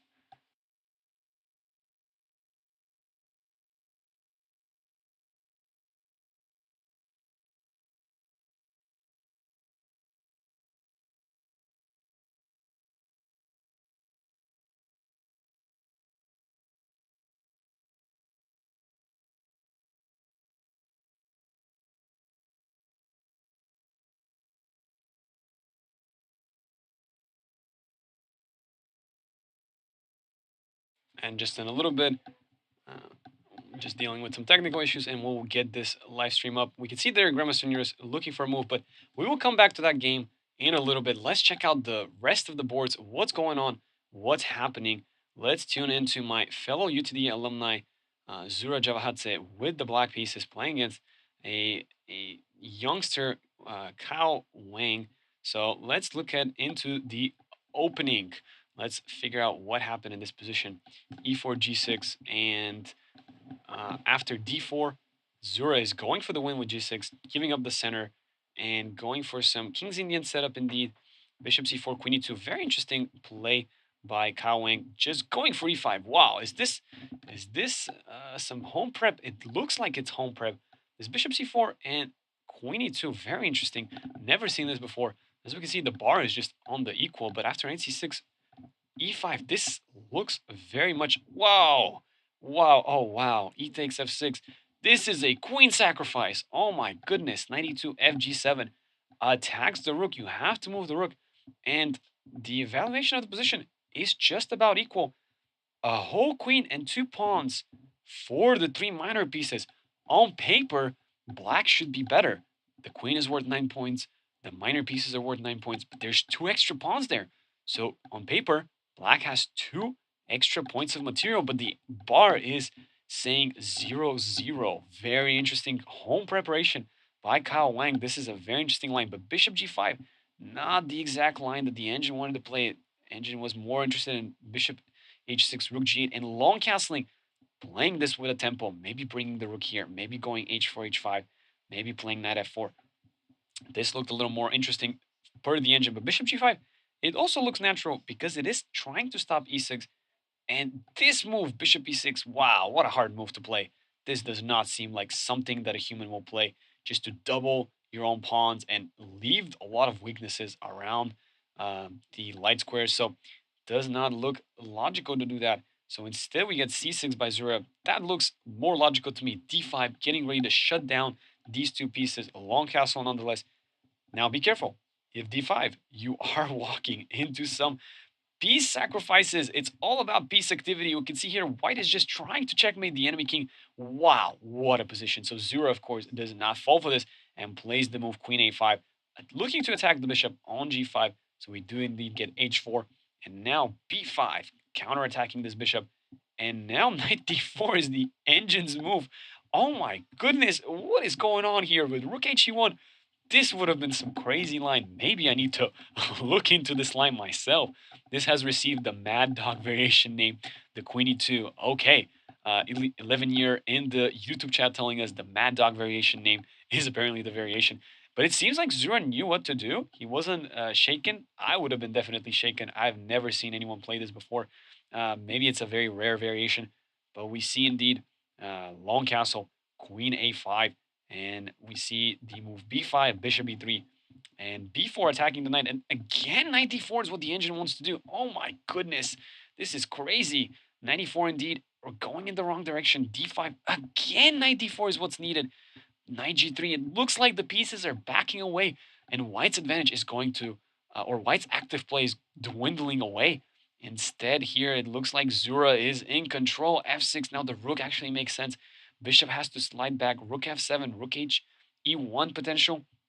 But wow, Rook Zura is just doing great here. Engine is loving his position. But you can see time usage. Wow, it is not easy playing against three minor pieces. Wow. Okay. We will definitely stay tuned to this game. Do not want to play e5. There probably is f4 just attacking this. I'm just curious to see how bad is e5. Not the worst, but definitely don't want to play e4. Wow. Wow. What is this? What is this by the engine? Oh my goodness, we're just sacrificing a whole rook for two pawns. What a variation. Wow. This is why we love chess. There's some crazy lines here, but Zura doesn't have to go for them. He could just a long castle. That was my first thought process in this position. Why is long castle not that good? And it seems just okay, but it allows 96. So maybe if Zura is not up for that, maybe he can first play e5, stop 96, and then after f4, then long castle, and just look to open up his rooks. Remember, rooks love open files, so this is great for him. Piece trades is what he wants to do, and as you can see, the engine fully agrees with me that e5, f4, a long castle is pretty good. So yeah, I think this is pretty logical from a human standpoint. E4 also makes sense. However, you want open files for your rooks. You want to trade the rooks. If you can trade the rooks, then the queen slowly but surely is going to dominate the the three minor pieces. So maybe Zura has this in the back, but I will say he's using a lot of time. And Kyle Wang seems to be loving these positions, even though he's down, quote unquote, the material. There's a lot of action. Let's go into my other fellow UTD alumni, Craig Hilby. He is playing against Anish Vivekanand, but it seems like Craig's position is not that great. This bishop on h6 is a weaker bishop. And let's see how we got to that position. It was indeed the Spanish and d6, this very tricky line, c4. This line is tricky indeed. Modern way to play with g6, bishop g7, knight f6, castle, just to go for some Queen's Indian, King's Indian setups, despite the fact that we're playing in the Spanish variation c4, looking to completely change up the game with d4 incoming. So after knight f6, d4, bishop d7, d5, knight e7, knight c3. I know that the engine loves these positions. As we can see, there's a slight improvement on the bar for white. And really the only reason that is the case is because in the King's Indian, you do not want to trade your light square bishop. If you trade your light square bishop, you will not have any attack against the enemy king. That is one of those rules that people have just realized over the years of developing theory. And here, the unfortunate part about Craig is that because of the variation that was played, the light square bishops will be traded. Still, nonetheless, it is slightly better for white. Not too bad if you play with knight g6, bishop e7, castle. But indeed, Craig plays with g6, wants to play very aggressively. But c5 by Anish, very aggressive play by Anish as well. Just looking to weaken the pawns as soon as possible. Don't be fooled. Do not take this pawn. There's going to be 95. Some very crazy variations there await us. However, I would have not minded these variations. They do look extremely crazy, but at least I have my bishop open up there. So yes, white has the center, but at least it kind of reminds me of some Benoni position where this pawn is on d6. Instead, it's on c7. But yeah, white is definitely dominating here. But the alternative is long term, you just have a slightly worse position due to the fact that your plans with f5, f4, g5, g4, they just don't work. Not without the light square bishop. And as you can see, the bar is loving this for white. Bishop b3, b5, and b4. Very important move. This is why Anish is doing better in this position. Some people might be fooled to play a4, which also the engine likes, but I don't like these positions as much anymore. With b4, you have to leave your knight on c2, on c3, back to e2, and transposing it to g3. I really don't like this. I know it's supposed to stop f5, but here, although we control all the light squares, it just doesn't feel as good to me anymore because my knight is further away. So I really like this b4 move. I know the engine does not mind either one of them. We surrender the c4 square, but indeed, we are continuing to put pressure on the b5 pawn, and the knight on c3 can perfectly stay where it is. And after knight b6, a4, knight c4, we actually don't care about our dark square bishop because the enemy dark square bishop is behind the pawn chain. So very good play by Anish. Queen d7 by Craig. Knight d2 forcing the trade. And after this, queen b7 was played, followed up with ab, and queen d3. Here, I would be curious why Anish did not want to play knight b3, knight a5. That is kind of the logical progression of this position. Get that knight to a beautiful square on a5, potentially look to occupy the c6 square eventually. But maybe he wanted to put some pressure here first. So bishop h6, I like this move by Craig. This is a very nice move. Basically stopping the attack on the pawn without having to protect the pawn and at least getting this bishop active on this diagonal. That is the one good news about that bishop. It is preventing any rook coming to c1, but knight b3 puts pressure on this pawn. And you are supposed to play f5. Give up this pawn. Not an easy line to play at all. Just play down a pawn for a while, and white doesn't even take it. Wow. Wow. What a computer line. We can see why Craig has been thinking for a while. Definitely the harder position. But Anish is also thinking a little bit. F5 still is yet to be played, but that is the best move. Passive defense is not going to get the job done if you play here. As you can see, the engine prefers these positions for white. Rook a5 can continue putting pressure on the pawn. But I guess you get very active on the c file. So maybe the priority there for white is actually to just play rook a3 and knight a5. Keep the knight covered there. Okay, Craig still has some chances as long as he plays f5. That should be what he does. Let's see if this has been played. Not yet. So white slightly better, but this pawn with f5, it's always annoying because you can't stop it. You know it's coming and you can't stop it. Let's go into the next game.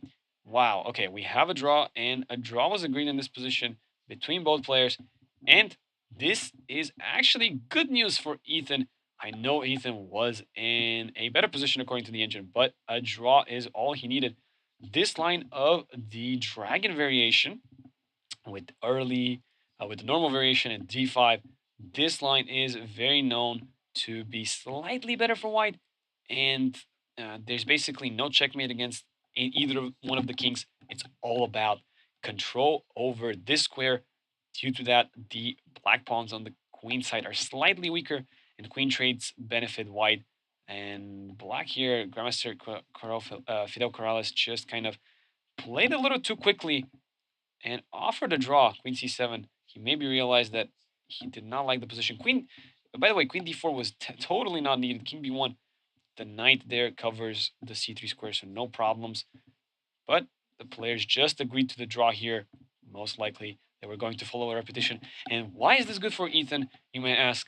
Because, according to the organizer, I believe Ethan is indeed able to score a international master norm. So congratulations to Ethan Guo for clinching an international master norm. Very, very nice. A draw was needed for him, I believe, as the organizer has told me. So very nicely done by him. And let's move into the next game. We have, whoa, what's going on here? Rooks are only placed on the board, and g4 has been played, so we can see the king on g2 is a little bit weaker. This rook on h1, we don't know what's it doing there. How do we get to this position? This was indeed a French defense, and mainline theory, no problems. h6, h3. Yeah, okay, h3. I'm not the biggest fan of that. Don't know exactly what we're doing with this move, but maybe it's part of the preparation for Mumsku. So a6, king, h1. Okay, very interesting. I've never seen this idea. Uh, Maybe just preemptively running away from this pin. So in the future, there could be f4. Interesting idea. I've never seen this. Maybe it's some knight g1, f4, and knight f3. That could be interesting. Indeed, cd4, cd4, knight g7, knight a3. This is very typical. The moment the knight comes to f5, you play knight c2, you reinforce this pawn. You make sure you don't lose it. And we have bishop e7 and b4. Wow, what a move. This seems like it could still be opening preparation, but I'm not entirely sure. B4, a very interesting move. Engine doesn't like it, but wow, maybe it's some sort of preparation there. I would assume bishop d3, bishop f5. These are my favorite types of positions to play. Not quite here, though. I don't like the last few moves, king g1. But g4 is what the engine says, and just keep going on the offense. But there are a lot of positions where if I could get g3, h4, put back my king on g2, and those positions do look interesting for white with some h5 control over the king side, but not here. Alternatively, bishop d2, bishop c3 is what the engine wanted to play. b4, interesting. Apparently, you were supposed to take it, but who wants to go and explore those uncharted territories? So Grandmaster Luca just canceled. Rook b1, looking to play b5, but that is the wrong side of the board that we should be playing on. We don't want to play on that side. And we can see knight a7. And how do you stop bishop b5? That is terrible. We probably have to play bishop d2 so we can at least play a4, prevent bishop b5. Why is that so important, you may ask?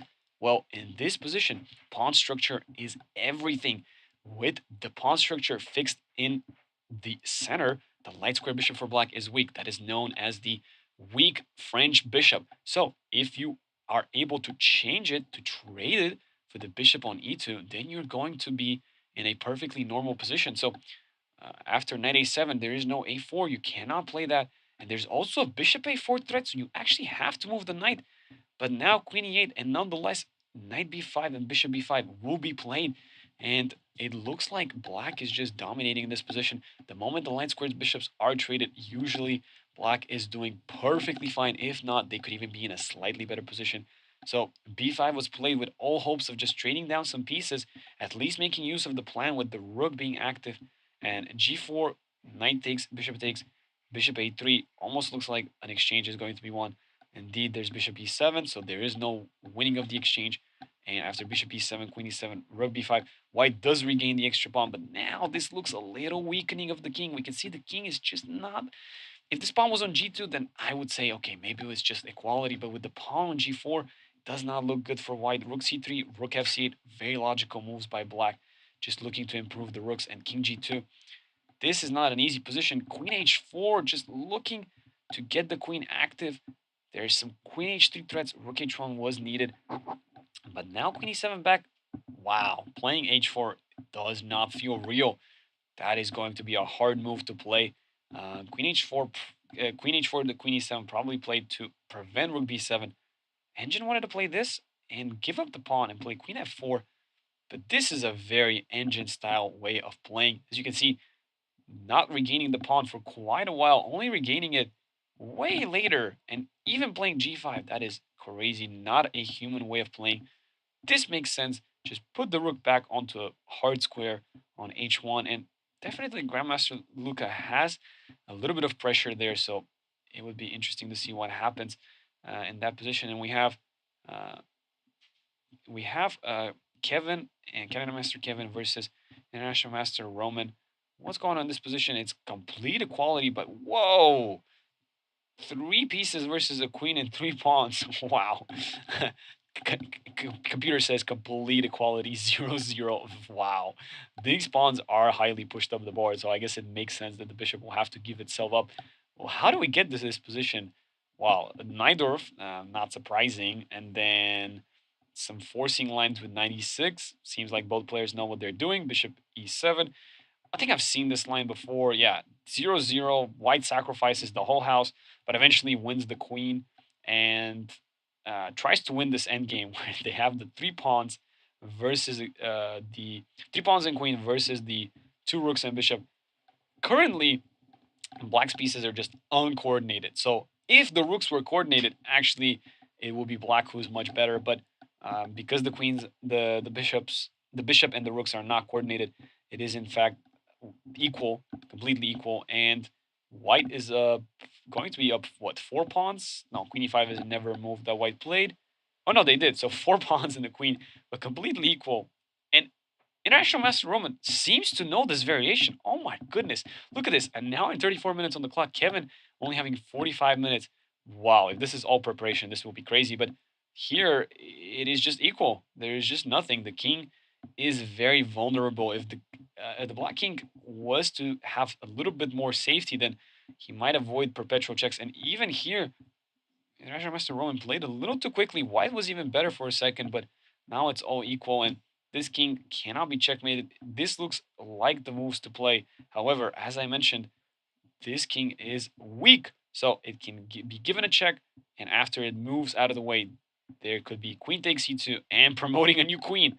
So indeed, this position, the engine wants to play rook f2, a7, give up the bishop and take the pawn, and just force a draw with rook e2, force white into perpetual checking black. Interesting, interesting game. If this turns out to be a draw, Kevin would have had a beautiful tournament. He played a lot of games not on the DGT boards, and he had some good results. As you can see, he drew uh, Grandmaster Luca, and he defeated Rachel Lee. So, wow, what a performance there! If this is indeed a draw, and we have the last two DGT boards, International Master Yakovus not having the last two rounds good because he lost to fellow International Masters Zura and Anish. So now it looks like he is dominating in this position. It's all about this knight on e5 is way more powerful than the knight on e4. And this bishop on b7, knight on a6, not looking good. So it looks like International Master Yakovus will probably be able to win this game. So +2 probably was dominating for most of the game. So you can see, yes, only after this moment he was starting to get better and better. So let's look at the last board there. Aziz Degenbaev versus Albert Fang. And we have a knight or nope, sorry, we do not have a knight or variation. We have a sort of a Poulsen variation, bishop to c5 and bishop e7. Very interesting. Usually the bishop goes to a7. Interesting line by Albert there. And we have queen g4, g6 forced. White is looking really good here due to this weakening of g6 and e6, but maybe this is all part of the play. However, it looks like white just gets everything beautiful. And queen f2, bishop f1 now. There could also be bishop e2 trying to attack this knight. Of course, this is the reason why the engine wants to play bishop f1. But for a human, this looks completely fine as well after bishop d4. The king will eventually slide over, slide back to b1. So it's looking good. Doesn't look like there's any problems for white. Also, the move bishop f1 is good. And eventually, after a3, we could attack back the knight on h5. So, very, very interesting games indeed. Lots of games, all the games, in fact, but one are being played on the Leeches broadcast. Zura has managed to gain a little bit of an advantage here. Rook d6 was indeed the line he played. Deals with the rook. And Kyle does not want to trade rooks, so he goes rook e2, but this looks good for Zura. The queen attacks the rook. The knight is covering, so for the time being, nothing needs to be um, done. But a5, a4 might be an interesting idea just to trap the bishop there. So interesting to see how this game will develop. And lastly, this game here, Critic did in fact play the move f5, and Anish has been thinking for the last couple of moves. So let's see if he will indeed capture the pawn on e5 or he will continue with something else.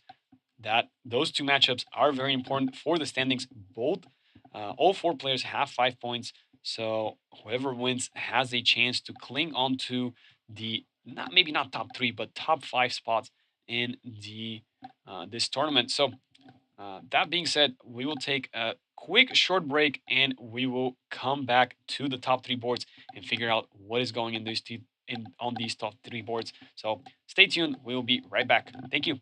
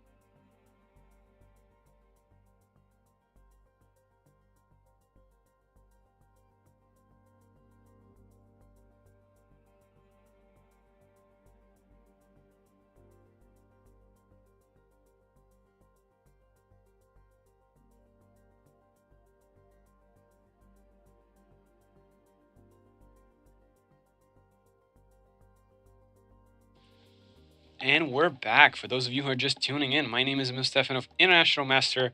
Thank you so much for tuning. It was a little bit of a longer break, and I am back. So thank you so much for being patient, and let's dive into the analysis of what's been going on in the top three boards currently.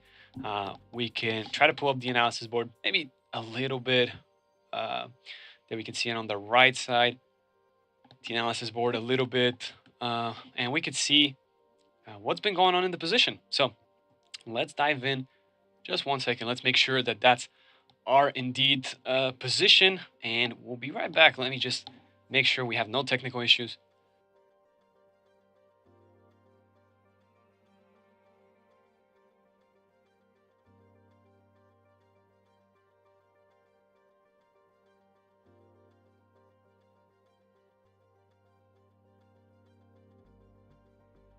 And there we have it. All right. So we left the position right about here on the top board. This match is very important for the standings. Whoever wins this match is guaranteed first place, maybe a sole leader, or depending on what Grandmaster Gurgley's and Grandmaster Vladimir Belou's game, depending on that outcome, uh, we will see what happens. But a lot of action has happened, so let's go ahead and analyze. This is where we left it off. A5 and A6 were the moves that were played. Grandmaster Melbourne just looking to advance this pawn as deep as possible into the enemy territory. Rook 8 finally addressing this and trying to block the pawn indeed. So there is potential for A7, but the pawn could be weak on that square. Currently, watch out. The bishop is defending that pawn alongside the rook. So probably good to leave that pawn where it is for the time being. Nothing is going to be gained by pushing the pawn to A7. Yes, it looks attractive to do so, but the opponent is just blocking it, so doesn't make much sense to do so. Instead, bishop b5 was what was played, trying to put pressure on this knight. And you can see, definitely not afraid of bishop takes f3 due to the fact that gf3 will only open up the g file in white's favor. So with this move, remember how we talked about the pawn on c5 is well guarded by the knight? Well, this move makes things very clear. Grandmaster Hellboy wants to take the knight and wants to take the pawn on c5. So this is looking good for him. And what we have going on is rook a back to c8. That's an unfortunate move. You don't want to see that move, but maybe rook dc8 was indeed actually played. So the DGT board there is a little bit lagging in sometimes, and we can see rook d1 was indeed the move that was played, and we can see the DGT board correctly assessing that it was actually the rook on d going to c8 to protect the pawn. And now my Hellboy changed up his strategy. He played rook d1, pinning the queen to the bishop, bidding the bishop to the queen. So we can see there's a lot of tension on the d file. Could he be trying to utilize e4, fe4? Maybe knight jumps and somehow the queen infiltrates. Or is it just going to be as simple as bishop d7, knight e5, maybe e4, then trying to get the queen to g3? This is all very exciting. This looks amazing. Queen e7 trying to get away from the x-ray, but now maybe there's going to be bishop takes d7. Exactly. And now this is once again pinned. So do we see what has happened on the board? Indeed, e4 has been played. You have to take this pawn with your own pawn. Your bishop is pinned. So after fe4, knight e5 was the last move. This is looking fantastic for Grandmaster Melbourne. He sacrificed this pawn. But remember what I've talked about so far in this game. The position seemed about equal, with the only difference being the kingside pawn structure. The pawn on g7 was forced to go to f6, then it moved to f5. Now it's on e4, far away from where it wants to be, back on g7. Now there's some tension. There's some queen g3 potential. There's also, watch out for it, there's some knight g4, knight f6, knight h6. And to top it off, the queen's actually being attacked. All of this now is very dangerous indeed. And Grandmaster Hellboy in the driver's seat, if you will. Very nice position. We can see there on the clock, 42 minutes. And the last time that Grandmaster Nures moved, he had 50 minutes. So for the last 8 minutes, he's been thinking, trying to reassess this position. And it's not an easy position. If you go queen e7, I believe I still play knight g4. And watch out, there's some checkmate threats with knight h6, queen h8. Not to mention there's maybe some potential for knight f6 checks. If you go queen d8, you're still being pinned down the d file, so you cannot move the bishop at all. And if queen d8, knight g4, I mean, I'm still looking to potentially give you some checkmate attacks with knight f6. How do you even stop this? This knight is so frustrating to deal with for the black pieces. If I just flip the board, you can see this is not looking great. Look at this. Look at this king just being all very weak. Open, exposed. Queen g3 also could be a potential problem. So you might not even want to play queen d8 for future problems with the pawn on f7 as well. But you don't want to go queen e7. That kind of takes away your key square from the king to run away. So instead, do you play queen c7? But again, knight g4. This is going to be very problematic for black indeed. We're going to flip back the board for white. This looks way easier from white's point of view to play, to continue playing this position. Let's go ahead and tune back into one of the other boards while we can. We can go into board number 2, Grandmaster Vladimir Belus versus Grandmaster Gergely Cantor. We can tune into that game. That game is also important. Grandmaster Gergely has 6 points, the same amount of points as the top board. So if he does indeed win the game and we have a winner from board 1, then we will have 2 players with 7 points splitting the first place.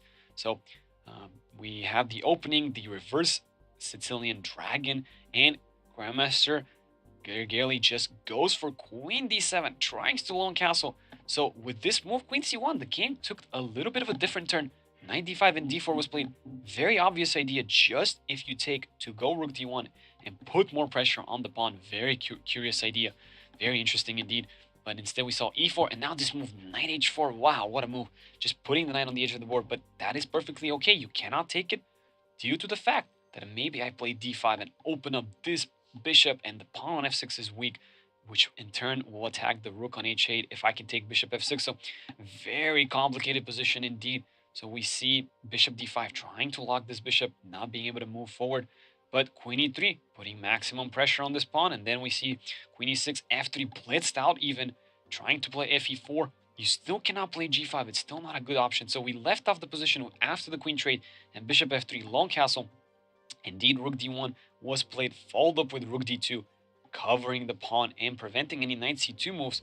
By the way, there was an interesting option to play bishop takes c6, bc6, and pawn to e4, looking to imbalance the position, give up the 2 bishops, but get the center and leave black with a weak double pawns on c6, c7, and a7 also being weak.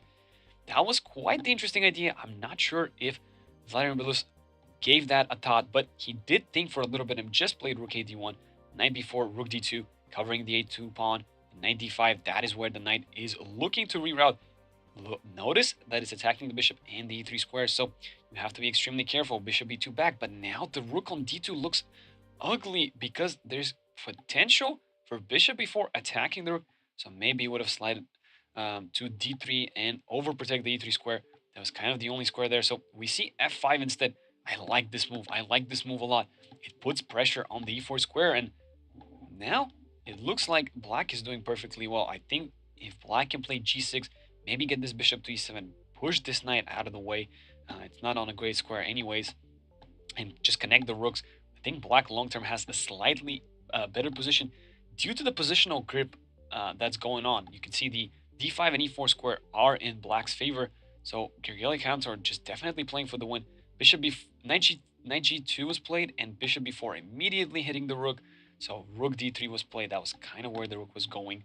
And now we have rook de8. It could be rook he8. Now, today the DGT board has definitely not liked whenever one of the 2 rooks has been placed. Does not understand which one has been placed until for a little while. So knight e3. There we go. It was indeed rook he8. Knight e3. The knights were traded. Rook e3. And g6 was just played. That was the last move we can see. Just making sure that the pawn's reinforced. And getting ready to just move the bishop out of the way. That's also a nice move. I like this move a lot. It takes the pawn away from the g7 square.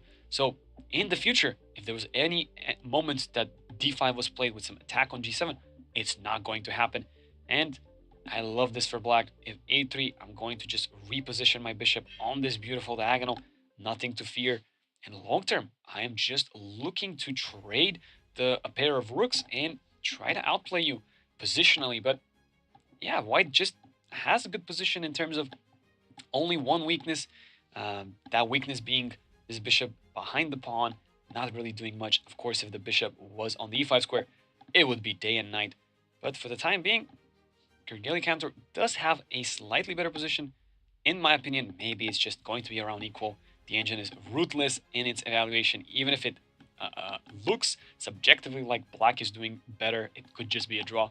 And a good way to know if black's doing better is to watch out for the pawn islands. There you can see black has only 2 pawn islands, while white has 3 pawn islands.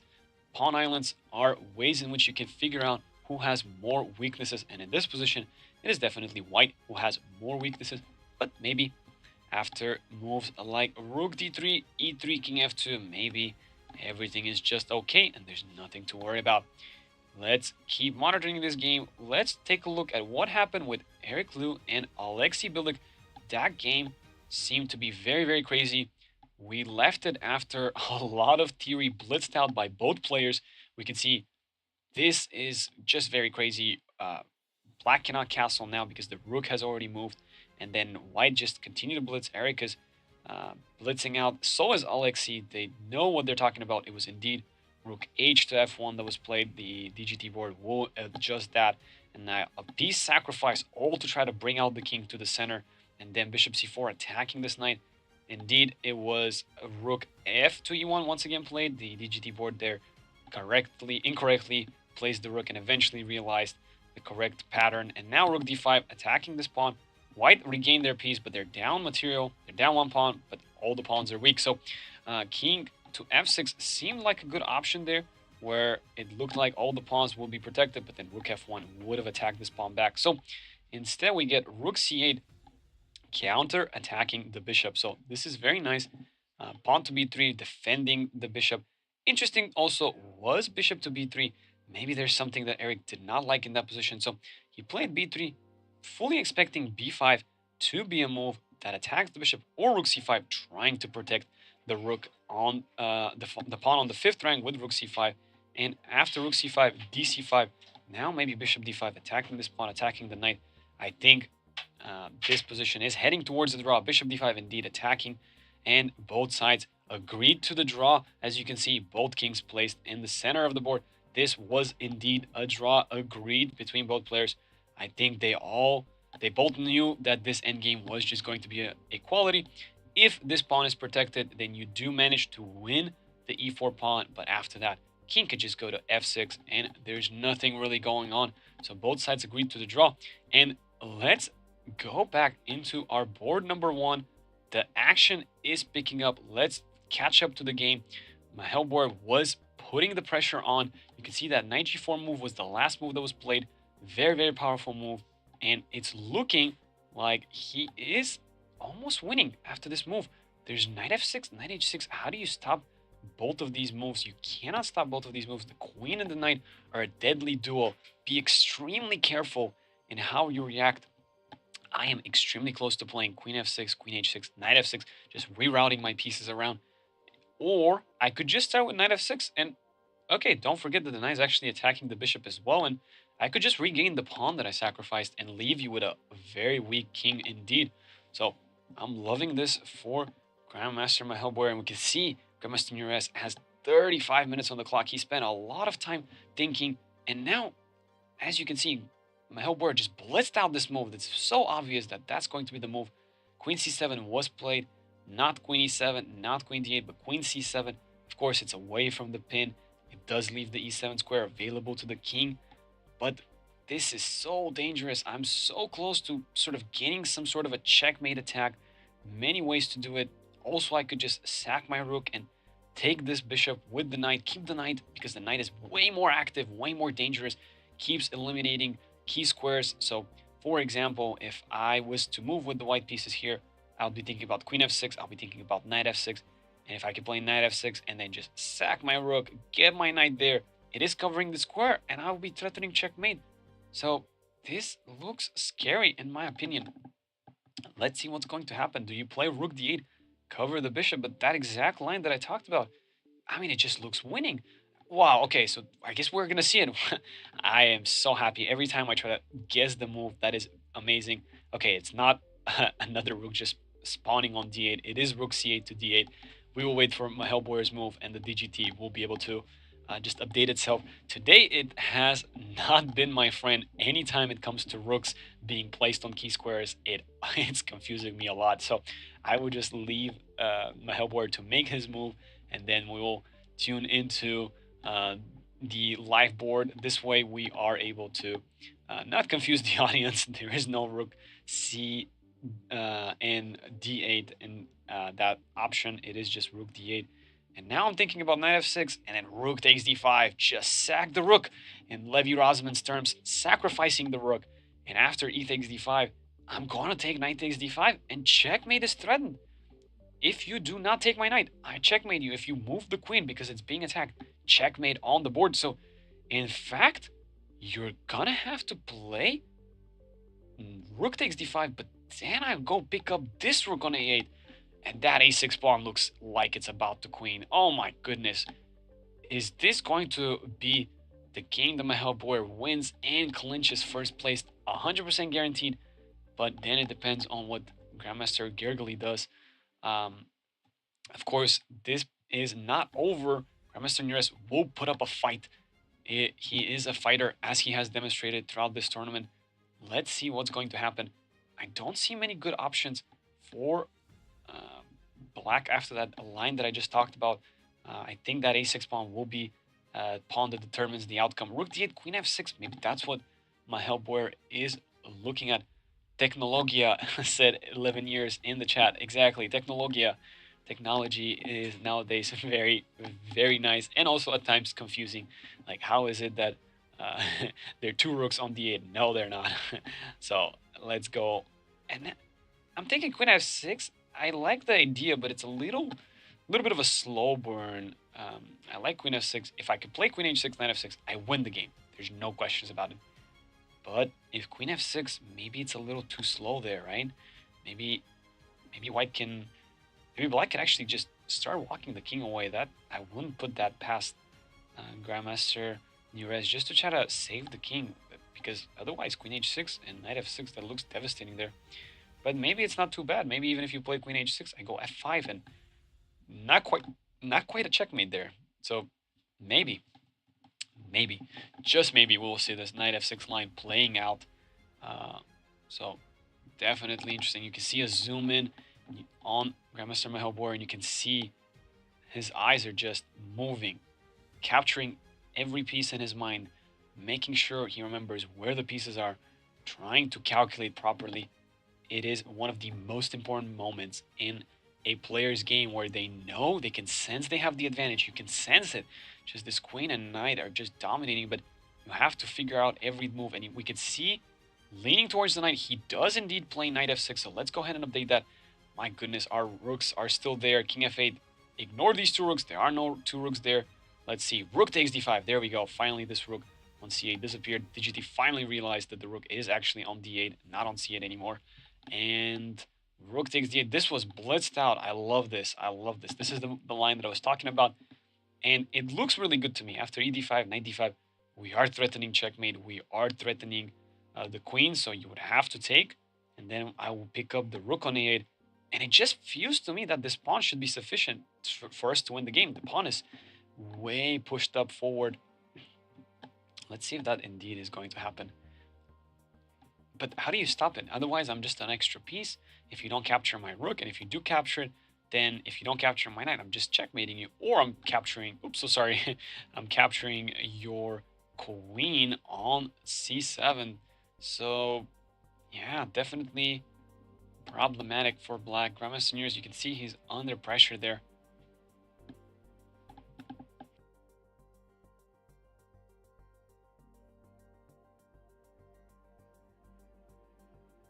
Let's see how this game will develop. I don't see anything other than e takes d5. It has to be played. It's just, if you don't do anything, white's just going to be up an extra piece. There's no counterplay. There's no way you can counterattack any of white's pieces. This is a crucial moment in the game, and I'm sure Grandmaster Nures is realizing the danger that he's in. That a6 pawn might, after all, decide the game.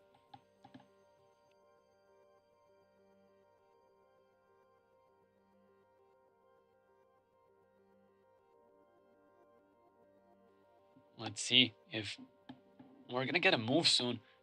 Otherwise, we might just tune into board number 2, see how that's going. That is the other game that we need to pay close attention to, because whoever wins will be in the second spot. If I'm correct, boards 4 and 5 on the Lead Chess broadcast, all four players there have 5 points. And since board 3, the game between the two international masters, Eric and Alexei, ended in draw, I think both of them had 5.5, so now they're having both 6 points. So if this is a win on board 1 for Mihail Boyer, he will be with 7 points. And then whoever wins on board 2 is going to be either second or sharing in the second spot. Yeah, if Grandmaster Belus wins, he will have 6.5, and he will be in the second spot. But if Grandmaster Gergely wins, then he will be the one to have sharing first place. And also, if he draws, he will get a clear second spot. So, wow, what a turn of events!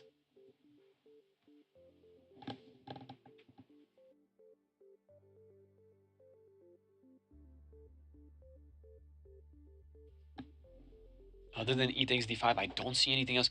Rook takes d5, knight takes d5, e takes d5. You are going to be down a whole rook, so you don't want to play that line, of course. You will need to play e takes d5, and after knight d5, then rook d5. Then the material will be equal.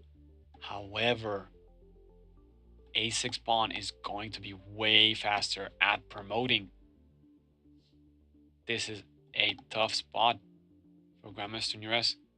I'm sure he has realized this, and he's just trying to figure out if there's any way possible for him to survive. Any sort of um, weird move that maybe could do the job, but there's nothing here that he can counterattack. So essentially, he's forced to go into that line that we just discussed, and maybe he's figuring out if he has any chances of stopping the a6 pawn, but it doesn't seem likely to me. The queen will remove the a8 rook, and after that, the pawn just promotes.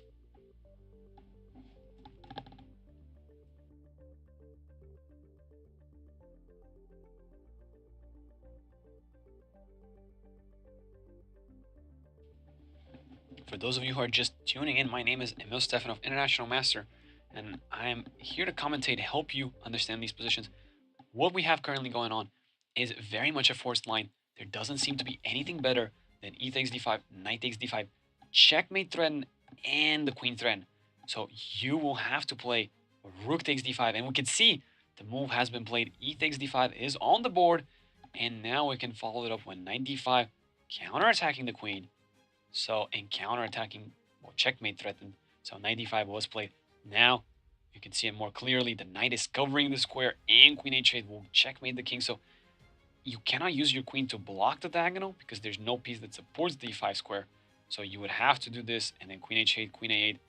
So sorry, not queen b8. Queen h8, queen a8 will capture that rook, and that removes the rook that is blocking the a6 pawn for promoting. And wow, that is going to be a huge problem. How do you stop it? There's no way to stop that pawn. It would just go a7, queen b8, and a8. So maybe you look for counterplay. Maybe you just ignore everything. You let this happen, and maybe you just go rook d2, and you just try your best to complicate matters. Maybe some e3 and queen g3, and just try to checkmate this king. But oh, it doesn't look likely. This queen will be covering there perfectly, and the e4 pawn will be hanging. So yeah, in fact, after rook d5, queen h8, king e7, queen a8, you cannot move this rook here because queen e4 will be with a check. So, in fact, what do you do there? If you play rook d7, then you lose the pawn again. So maybe you would have had to play queen e5, cover the rook, and maybe try to go for e3 and just force some perpetual check. The queen will also attack the rook on a1, so maybe it's not quite as over as we think, but definitely white has the edge with that powerful a6 pawn that's going to survive.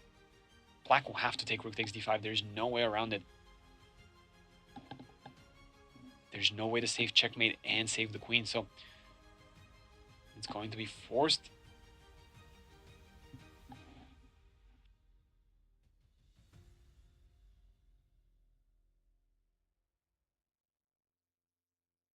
And we can see there are 28 minutes left on the clock, but the clock is probably not even the problem in this position. It is truly the fact that it's going to be really tough to play out this position. I'm sure Grandmaster Nunes is just thinking forward into that variation, with rook d5 and queen h8, king e7, queen a8. But if rook d5 is your only move, I always suggest to my students, just play it. If it's your only move, play it, and then you'll be able to visualize the board better as you have played more moves. So that's going to be my recommendation here. But of course, he's the grandmaster. He can calculate way more than I can. Probably sees way more moves ahead. But he could still make it easier on himself by just playing rook takes d5. And going into that forced line, there doesn't seem to be anything else that works. Again, queen can't cover the e5 square because it's not protected. There's no way for the black queen to move by covering the h8 square, which would be checkmate. So I'm assuming any moment we'll see rook d5, and there it goes, rook d5, and then queen h8 blitzed out immediately. Of course, that check is the reason why white was able to sacrifice their rook and knight so that they can, for a bishop, so that they can go back and take the rook on a8, and after king e7, only move queen a8 is also the move that secures the rook. And there we have it. We see queen e5. So this move just defends the rook and attacks the rook, the enemy rook. So defending our rook on d5 and counterattacking the a1 rook. Watch out for some counterplay. Again, I mentioned that e3. Yeah, it could be problematic, but yeah, do we just play rook e1 here? Just say no to counterplay, and again, like, how do you stop this pawn? This is looking really tough. This is looking really, really tough. Of course, just don't blunder your rook, right? Don't go check because there's rook d7, and yeah, I mean, both of your pieces are gonna be attacked. You're gonna have to play something like queen b1. I mean, it looks a little, yeah, it just doesn't look great, does it? So just make sure not to blunder here. Don't play queen b7, please, and just maybe play rook e1. Rook b1 also looks good to me. Rook b1 also looks good to me. Yeah, rook b1, rook b7. Maybe just go for counter checkmate. Yeah, go for the checkmate with some rook b7. The queen could always go to h8, depending if the king goes to f6. If it goes to d6, it could go to b8 and capture the queen. The more I think about it, the more I'm liking rook b1 more than I even like rook e1. Rook e1, the reason I'm suggesting this move is, okay, he does play rook e1. Maybe I should have sticked to that move. I like it because basically we oh, but e3 anyways. Wow, okay. I was saying how we're blocking e3, but okay, don't be fooled. Don't take this pawn. Rook d1 is going to be checkmated. Do not take the pawn with the rook. Be very careful. Okay, maybe now we throw the check. Ow, I think now we throw the check. I think that's going to be decisive, yeah? If you block now with the queen, then I can take on e3. Now that there is no rook d1 checkmate. And we have Napabu in the chat saying, yo, yo, yo. What's up, Napabu? For those of you that don't know, he is one of my regular viewers and moderator on Twitch. Twitch.tv/theheartofchess is where you can find me. If you've been enjoying this commentary, that's where you can find me. And also on YouTube under the same handle, The Heart of Chess. So queen b7, I think here, that's what we should be playing maybe. Again, don't play rook e3. fe3 also works, by the way, because after rook d2, I mean, the queen is just covering the g2 pawn, so I don't think we need to worry about that. But yeah, maybe queen b7, check. I guess that forces king f6 out. Again, no rook d7. So maybe... yeah, I wish we had queen b7 and queen h8 both at the same time. There is precision needed by Grandmaster Mehelbor. If you're not precise here, you might indeed blunder into some perpetual check. I don't think you blunder into checkmate with that queen covering the g2 square. But yeah, definitely I could see something like fe3 and rook d2 and somehow, some way blundering perpetual check. But even then, it's kind of hard for me to see it. Like, if I have to be really trying to blunder that perpetual check. Like, can I not just play fe3, rook d2? Can I not just go queen b7, a7? I guess queen g3, queen f2. But I'll be able to play rook f2. And again, don't forget, the whole reason I'm not so worried is because my queen on the long diagonal will be covering the g2 square that is weak. So yeah, I'm sensing here my Mehelbor might play queen b7. Also, what is black's threat? Let's try to figure out that. E takes f2, king takes f2. The queen is pinned, so wait a second. Rook d2, king f1. There is no way to follow up for black in that position. So in fact, e takes f2 is not a threat, but what maybe is a threat is e2 and rook d1. So definitely don't leave that pawn there. Definitely deal with it. Maybe fe3. Just be on the safer side. Yeah, maybe just be on the safer side. Queen d3, you can take the rook, they can take yours, but then you play king h2. Okay, maybe there we might actually blunder perpetual, yeah? Maybe it's not so easy as we think. But I'm sure our pawn is promoting faster, and probably there's some way to block the perpetual. But of course, f e3, queen c3, we can always play rook f1, right? We can always start by giving a check on b7 as well, and just give up this pawn, put the king on h1, no perpetual checks there. And again, it's all about that a6 pawn promoting way faster than the c pawn. This is looking great. We have Mar08Y3H saying, "Hey Emil, really loving the commentary. Can we get more of Gergely's game?" Yes, indeed, we can. Thank you so much for this kind comment. But let's see what's happening here. A7 was played. Wow. We'll tune into Gergely's game just in a little bit. Wow. A7 saying, "There's no threat. You're just bluffing. You're totally bluffing." E takes f2, as I already explained. King takes f2, rook d2 check, king f1. The queen is pinned, so this will actually be losing for black. So you have to go with e2.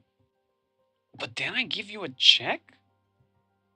And what has Grandmaster Board calculated? Maybe he's just calculated he promotes a new queen, and that's probably sufficient enough. Yes, I think that's sufficient. That is great. Yeah, how do you stop this?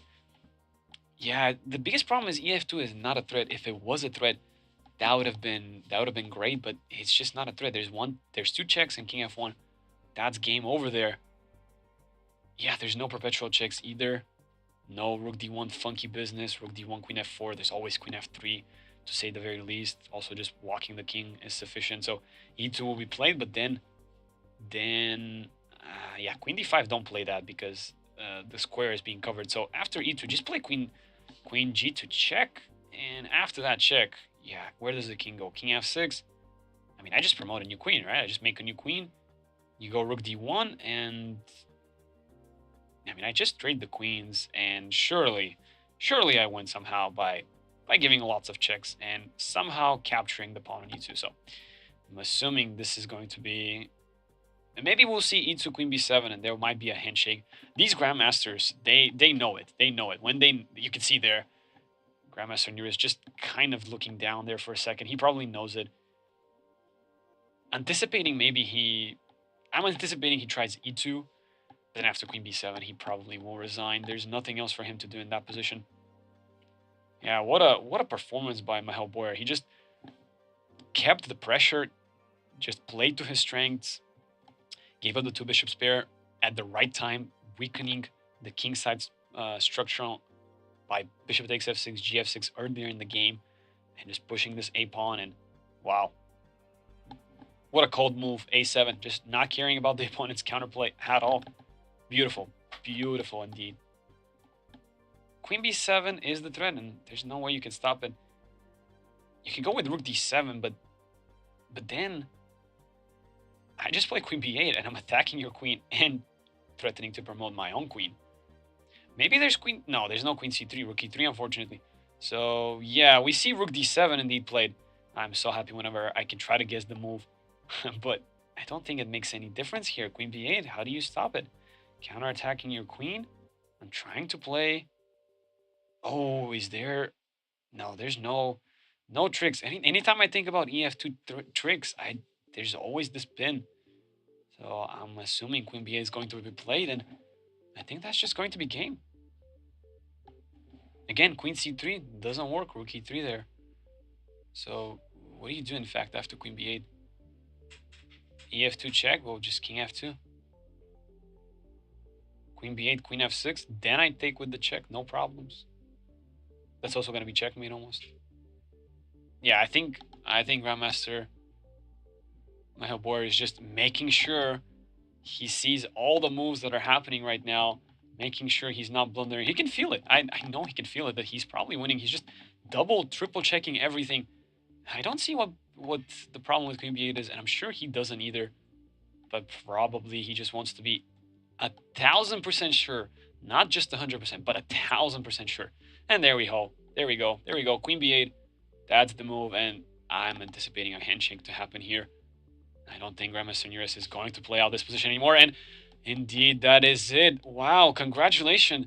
Congratulations are indeed to Grandmaster Mahel Boyer for winning this 7 out of 9. And now it's all up to board number 2. If Grandmaster Gergely can win, if he does indeed win, we will have two people with 7 out of 9 sharing the first place. But if Grandmaster Gergely does not win, then Grandmaster Mahel Boyer will be the sole leader of the tournament and the sole winner of it. What a performance by Grandmaster Mahel Boyer. For those of you who are just tuning in and want to watch through the whole game, this is what happened. We will go back and just go through it really quickly, and then all eyes will be on that board 2. After d4, knight f6, e6, this was this sideline with knight bd2, not playing bishop d2, blocking the check, but knight bd2, and then obtaining the two bishops, and then d5 was chosen by Nearest Delgado, and then b3, not b4, just looking to reinforce the c4 pawn. And here, in this position, everything was going well. Maybe, I like this rook fc1, just trying to go for a4, a5. Maybe here is where I would say black probably needed to play h6. Take it a little bit slower, but a5, that was quite the committal move, because now that pawn cannot go backwards. And after queen e1, beautiful move, just getting away from the x-ray. Grandmaster Nearest played a knight to b8, looking to reroute the knight. But maybe he should have taken first and only then rerouted, but maybe not even through b8, maybe knight f8, knight g6.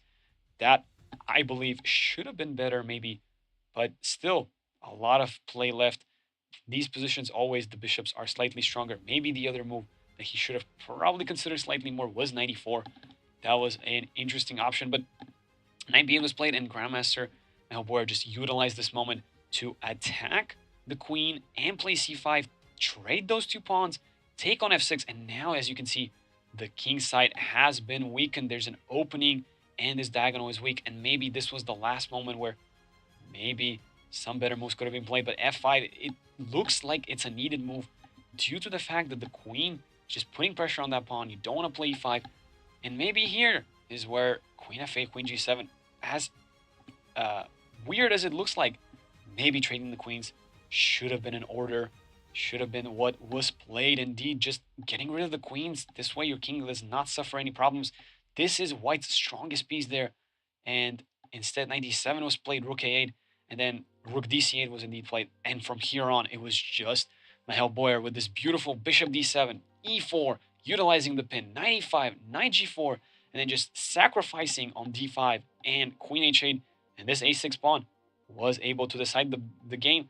Here, just don't blink. No threats are in order for black, and you just play a7 and queen b8, and that is game over. Wow. Let us turn our attention to the remaining game from the top 3 games.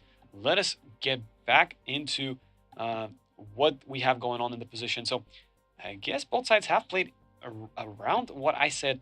So it was a reverse Sicilian dragon, and it got a little complex here. I believe taking with the bishop was fine, but maybe not playing rook ad1 here. Maybe that's the move that was a mistake. Maybe this was better, just giving up the bishops, but getting the center in there. Maybe that was also dubious for white, but it looked good. It visually looked good. I don't think there was many problems. The knight would have had that beautiful f5 square. It looked interesting at the very least, but Grandmaster Vladimir Belus just instantly played rook ad8, and after knight b4, attacking here and looking to go back onto that d5 square, things got a lot more interesting. Maybe last chance was to play e4. Forget about this pawn, but try to get the center, but it is an extra pawn indeed, so maybe indeed here rook fd1 was needed. But we have this position, and f5, knight g2, bishop b4, rook d3, the knights were traded, and we have this position indeed where white has 3 pawn islands. I think bishop c7 was played, not bishop b7, bishop b6, and now bishop b6 was played, rook c1. And I think we've caught up to the position after bishop d5. The move e3 was played, and h5 gaining some space on the king's side. So after this, the move bishop a3 was played. So now we see what's going on. Essentially, in this position, the bishop on b2 is the weakest piece. So it makes perfect sense to play bishop a3, try to activate this bishop somehow. if that bishop can get to the d6 and e5 square, that would be a beautiful position for white. And so you see it, bishop c7, also anticipating the bishop c5 idea. And now there's, after bishop c5, attacking the pawn on a7, then maybe just king b8 could be played. And that bishop on c5 is still not as optimistic. Now, we can clearly see there's continuity in Gergely's idea. h5, bishop c7, you might start getting the feel that h4 and rook h8 is going to be played. I'm loving this. I'm loving this for black. Of course, this kind of looks like a reverse French defense by this point. Bishop b4 now played. I already kind of pre-moved that move. Again, our broadcast is 30 minutes delayed, so as to the no cheating possible. And now after bishop b4, let's see what Gergely plays. Would he play rook h8? I'm interesting. Maybe rook d7. First get the rook to d7, and then maybe just play... Oh, okay. Let's see. What was just played? a6. Interesting. I don't know if I completely agree with that move. There was seemingly no need to play that move, but okay, I guess Grandmaster Gergely is just pushing that pawn on a light square. There was no need for a6, to be honest. The pawn was not attacked. I quite like this idea, going back to it. This rook d7, making sure the bishop can go to e7, and then just playing rook h8, h4, just push the h-pawn. Just put some pressure on the opponent on that side of the board. I mean, I also like king b8, to be fair. It's always a good idea to just get away from any x-rays. So, yeah, I'm not quite certain what a6 accomplishes. Of course, there's no threat with that move. There's no immediate danger to that move. It's just a move to pass the time. I think that's just the point here. Grandmaster Gergely does have 20 minutes, and Grandmaster Belus does have about 40. So 20 minutes of time advantage. So this might come to be very important if not dealt with properly. Additional plans for black do include rook e6, and then eventually trying to double up these rooks, put some pressure, but that could always be blocked with bishop d2. So I'm quite interested in the g5 plan, sorry, the h4 plan, maybe even g5. Just throw them all in there, just utilize this beautiful bishop to attack the king side. Not so much try to checkmate the king, but try to poke, make weaknesses onto the opponent's position. If I flip the board and we look this from black's point of view, I mean, you could just see the difference. These bishops are going to get traded, and this dark square bishop on b4 is going to be weaker due to the fact that it's always having to protect the e3 pawn, or just in general being blocked by his own pawn chain.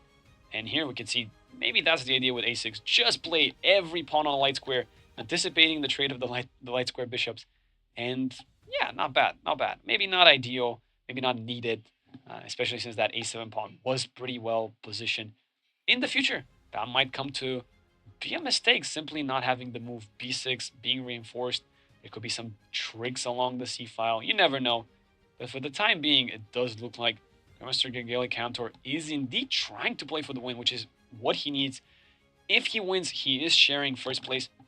The good news is if he draws, he's also not sharing first place, but he is still going to have second place. Nobody else will have 6.5. If I'm correct, I think the only other person who could have had 6.5 was either Eric or Alexei, and both of them made a draw, so they're both at 6. And Vladimir Belus has 5.5. So if he wins, he will have 6.5. So definitely he's trying to play for the win. If he does win, he will get to be for second place. So this last move, bishop e1, may look mysterious, but it's anticipating h4. Remember what I talked about? That's why I think h4 should have been played earlier, where there's just the bishop's still not there. So yeah, maybe we could just not have to worry about bishop takes g3 and trading the bishops there. So bishop e1 was played. Still, it's a little bit of a rough position for white. It's how do you move the king? Do you move it there? Maybe you eventually have to take and play king f3, and maybe that was needed a long time ago. In fact, putting the rook on d5 was not going to be the most optimistic rook. And yeah, I don't know. I think rook h8 now makes a lot of sense, but that's why bishop e1 was played, to just sort of guard that pawn there. G5 is also an interesting option. I will say that. G5, looks interesting to me, but it is double-edged. It is double-edged. If you take, then I play rook h8 and I go for this pawn, so that's probably not advisable. But g5 definitely weakens the f5 square a lot more, so long term that might be a problem. And also h4, yeah? g5, h4. Yeah, this becomes extremely complicated, but maybe it's just all in black's favor there with gh, and f4. Maybe he's just dominating. Maybe that's what he needs to do. Maybe not h4, but maybe g5, f4. Just break open the position. Utilize your rooks immediately onto the f file afterwards, just after all the opening. The king on f2 is probably not going to be well positioned there. So let's see how Grandmaster Gergely continues. The one disadvantage that he has in this position, again, is the time situation. The lower you get on the clock, the harder it is for you to make those decisions, those crucial decisions. So yes, we can see he's trying to think, he's trying to make the move faster. That is a good thing. Definitely make the move faster. Do not overthink this. Playing good moves, one good move at a time, is what I tell my students. So definitely do that. One good move at a time. Your position is still slightly better. It will continue to be slightly better. Maybe you are losing advantage. The more time you give your opponent to set up defensively. Maybe h4 now could be... Yeah, there we go. h4 was indeed maybe a huge threat. So we see the move g5. I'm loving it. I am loving it. It's not sponsored by McDonald's, I promise. But I'm loving it. I'm loving this move. f4 is on the horizon. This is going to be great. This is turning out to be a fascinating game as well. Even in the end game, even when there are no queens on the board, action is going to happen. Sparks are going to fly. And currently they're flying towards Vladimir Belous's king. Even in the end game, you always have to be safe about your king. So bishop h5, there's going to be rook h8, so don't do that. h4, I think gh, and f4 is going to be crucial for black. It's going to be a really good move, just gaining a lot of attention against the enemy king. This is looking fantastic for Gergely. Maybe g4 and h4 is an idea as well. Sometimes just h4, sometimes just f4. Everything's looking great. So my question is, once again, why do we have to play a6? Could have we not just played g5 right off the bat? Maybe he did not like bishop h5, rook h8, and maybe some ideas with bishop e7, but that looks bad after rook h5. So I don't know where he did not like there, but that's definitely one of those random moves that I don't know what the idea was. Maybe just to play a move to play a move. But finally we see g5, so yes, this is looking great. The white rooks are useless as opposed to the black rooks. The black rooks will have rook f8, rook e8 potential once the position starts opening up. With this last move, bishop e1, the rooks kind of wanted to go to e1 or f1. We could see bishop d2 to just try to control, do some damage control, control the f4 square. So I could see bishop d2 being played, but then there could be g4, h4. You never know. There could be just h4 and g4. I mean, all the options are in black's favor here.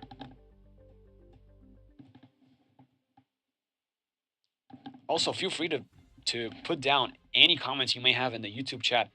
Feel free to do that. Who do you think is going to win? I'm placing my money on Gergely, just continuing to put pressure. At least it's easier to play with the black pieces. And also it's easier when you're just kind of playing for a draw and a win. You're really playing for the win. And you know that if you don't manage to win a draw, at the end of the day, it's not going to be the end of the world. You still are going to get sole second place.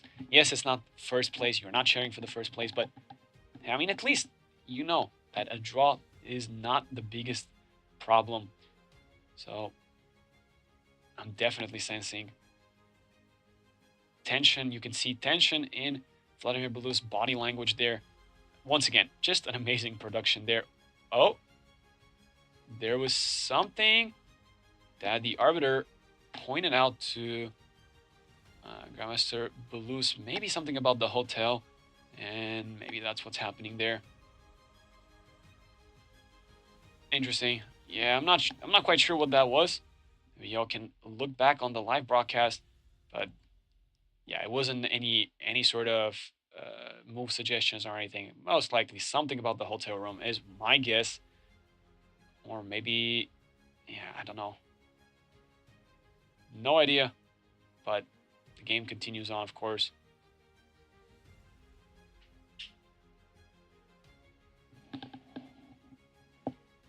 Tough spot, tough spot. Not quite sure how you continue. Bishop d2. Yeah, I'm thinking bishop f3, king f3, g4, and then h4. I mean, it just looks nice for black. All the pawns on light squares, making a weakness on g3. The e3 pawn's already a weakness. I mean, this looks great. The only reason I would say play bishop f3 first is so that if you play g4, they will take and have time to react. And I've said it before, I don't like the rook on d5. And there you go. There you go. That's why these are top level players, grandmasters playing this. You can see bishop d5. Yeah, rook takes d5 is now going to be the optimal move. C takes d5. I mentioned it before. Man, if only this pawn was on a7, we wouldn't have to worry about bishop a5 because we would have b6. But man, that move just, that move I did not like. Once again, I'm so sorry. I'm still bringing it up. But imagine you could think c takes d5. I mean, I know the pawn's weak, but yeah, your next plan is king d7 and then bishop d6 and king e6. There's nothing happening on the c file, and you could just fully focus on this side of the board. But now you're going to have to take rook takes d5 100% of the time. And then, I don't know, king f3, g4 is going to be a problem. So maybe rook takes d5, maybe rook d3, maybe just cover this pawn that way. But yeah, I guess black still continues with g4, h4. Maybe a4 as well. That could be a possibility as well. So we see rook takes d5 blitzed out. Yep, no questions about that. Never c takes d5 in this position, of course. Once again, I just want to reiterate bishop a5. The pin is problematic. So we do see rook takes d5. Rook c5. Oh my goodness. I don't know if I like this move. Of course, this means that the rooks get traded. But maybe that's also a problem after I play bishop e5? How do you survive that endgame? I mean, your bishop is stuck. Can't go to c3 because I just played bishop e5. And maybe, is it winning? Is that, maybe it's not winning. Maybe I'm over exaggerating, but I mean, definitely this looks pretty good to me. Take bishop e5. I mean, it looks fantastic at the very least.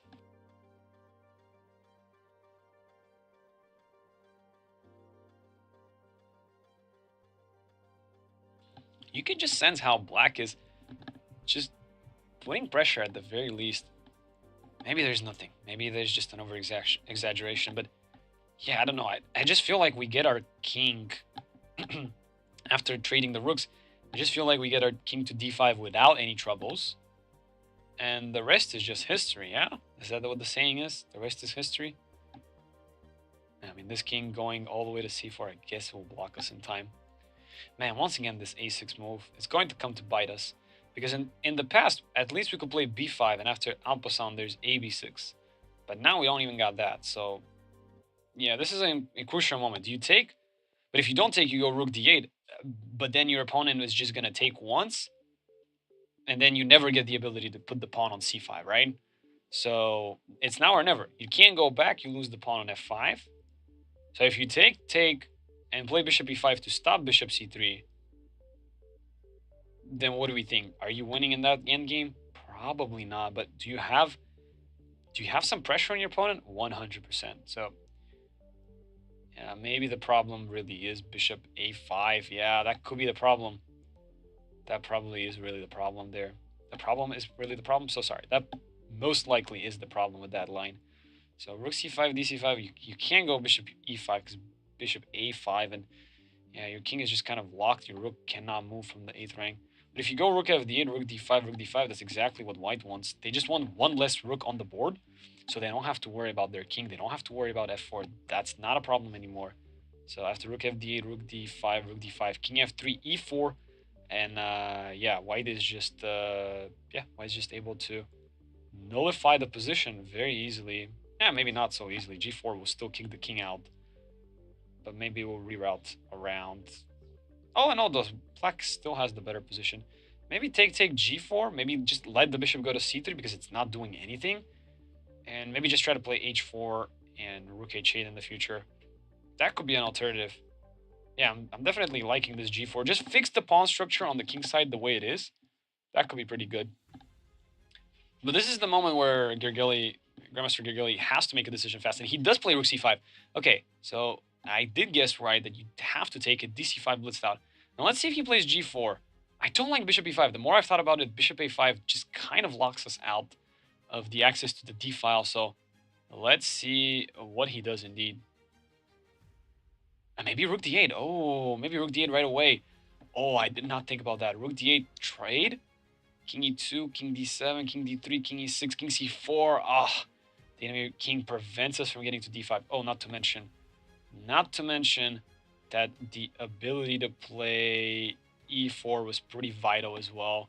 Oh, he goes for it. Oh my goodness, he goes for it. Okay, let's see if this is a winning endgame. Caution, if you move the rook, you are going to lose. There's no doubt in my mind. Okay, maybe you don't lose. Maybe I'm over exaggerating one more time. But you just surrender the D file. That's not psychologically you lose. So maybe not positionally, but psychologically you lose. I'm saying maybe you don't lose because you have your king go to E2 and cover the D file. But psychologically, you're going to lose if you play rook C1. So maybe you trade, and then king E2 is played, king D7, king D3, king E6, king C4. Maybe you're just in time. Maybe you're just in time, yeah? Oh, but then king E5 and king E4. Oh my gosh, you're not in time. Oh, this is not fun. Oh, this is not fun. Rook takes D8, king takes D8, king F3, G4 will force your king to go back. King D7, king D3, king E6, maybe then E4. Okay, that actually might be it. That actually might be it. That might be. Oh, but yeah, that might turn into you lose. So psychologically, you might have to just concede the D file and keep hoping out the hope for a rook endgame. Yeah, rook C1. Oh, I don't like that move at all. I don't like that move at all, but you might have to play it. You don't have a chance. You might have to play it. It doesn't look pretty. Let me tell you that. It does not look pretty one bit. Let me tell you that. But you might just have to play it. See, if you go into the bishop endgame, it's either you're going to hold it or either you're going to lose it. You're never winning it. So you're either losing or you're holding it.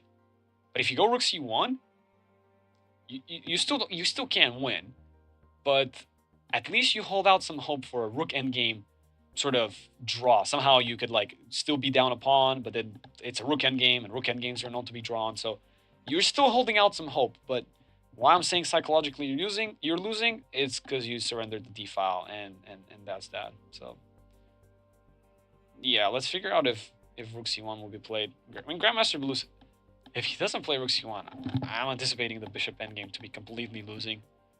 And if in doubt, I will pull up I'll pull up a engine board next to me just to make sure, because this board it's pretty nice, but no engine on this board. So yeah, let's see. Rook c1. I mean, yeah, bishop d2. There's some bishop a5. I don't like that. King e2 though. So maybe the pawn endgame is completely drawn. Yeah, the pawn endgame is completely drawn. So maybe bishop d2. Yeah, just go play king e2 afterwards, and then move the rook this way. Bishop d2, rook d5. I force you to play b4. That's not nice. That's not nice at all. Yeah, this is a crucial moment for Grandmaster Vladimir Belus. Yeah, he has to get it right. If he doesn't, then yeah, it's all curtains. So yeah, if you take on d8, you might just be losing. So just be very careful. Just very careful.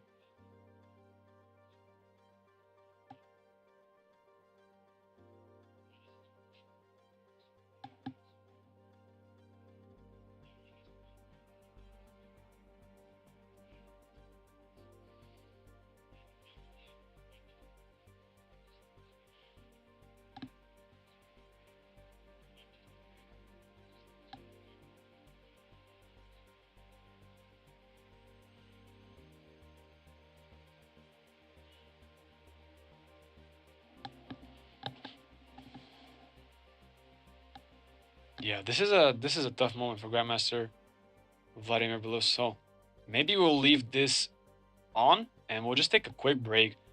He has to be able to calculate everything in his mind. So I'm sure he's looking at rook c1 or rook d8 and thinking, is that going to be a holdable endgame? So we'll take a quick break right now, and I'll be right back. Thank you so much for tuning in. Stay tuned.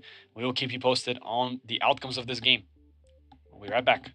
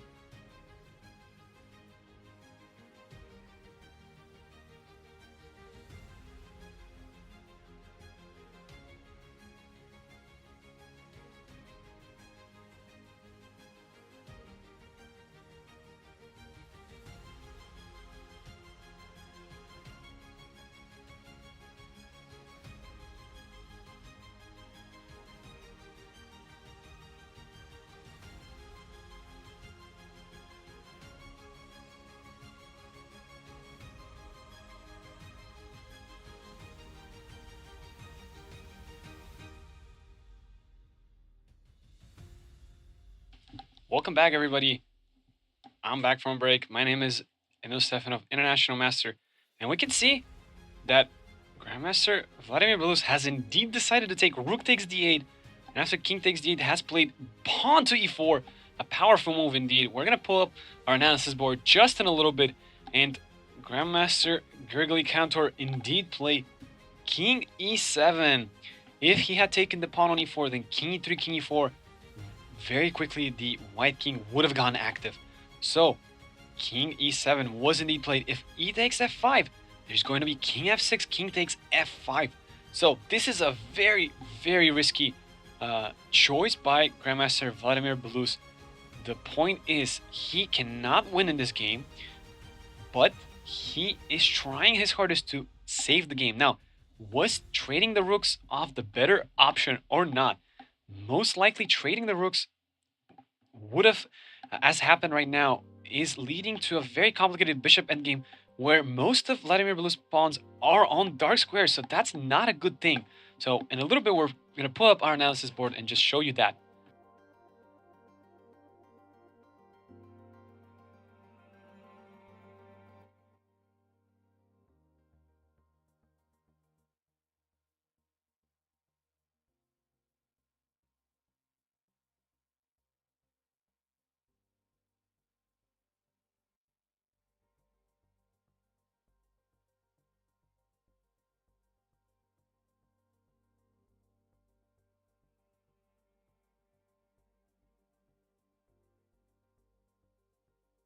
There we have our analysis board. So this is the position where we left it off. And the last move that we were thinking about was either rook c1 or rook d8. And Grandmaster Blues decided, okay, I'm going to take rook takes d8. But now king takes d8, and this is the move. I was talking about the moves king f3, king e2, king d3. But after king f3, there's a simple g4 move. And after king e2, then probably king e7. And this king walks very quickly with g4 supported. So e4 was indeed played. Very nice move by Grandmaster Vladimir Vilus. If fe4, then king e3, king takes e4 is going to be played, and that benefits white a lot more. The pawn on e4 will not be able to be protected, but very nice move here. King to e7. So sorry. With king e7, I guess the DGT board picked up the next move, which was pawn to h3. Once again, just to remind everybody, the live broadcast is 30 minutes delayed for anti-cheating purposes, but our DGT board is transmitting live the next following moves. So king to e7 is the move that was played, and I assume Grandmaster Vladimir Vilus, as long as the DGT board has not made any mistake, is going to play h3. And the reason why is if you take the pawn on f5, there's going to be king f6 and picking up the pawn on f5. So there we have it. There we see it, h3. So now we'll just put both moves on the board. So watch out now. There is an idea to play g4, so you absolutely need to play g4. If you want to win in this bishop endgame, you want to position your pawns on light squares. If you do not play g4, then white will play g4. So for example, if king f6, ooh, g4 might not actually work. Now that I think about it, g4 might not actually work. Well, I guess not king f6, king e6, so that we do not get into any checks. But if king e6, g4, yeah, this looks a little bit complicated now. I could take twice, but I'm not making any progress there. Maybe king e5 and king takes e4 will happen, so I'm not quite sure there. I'm assuming g4 is fine due to the fact that after hg, e takes, king f6, king e3, king takes f5, there's no problems in that position for black whatsoever. Black is never risking losing this position, so Grandmaster Gergely needs to win this. Once again, to remind everybody, Mahel Boyer won on board one, so he has 7 points, and if Grandmaster Gergely wants to finish this tournament with 7 out of 9 and tie for first place, he needs to win this game. Currently, he has 6 points. The good news is, if he does draw, he is going to be in second place.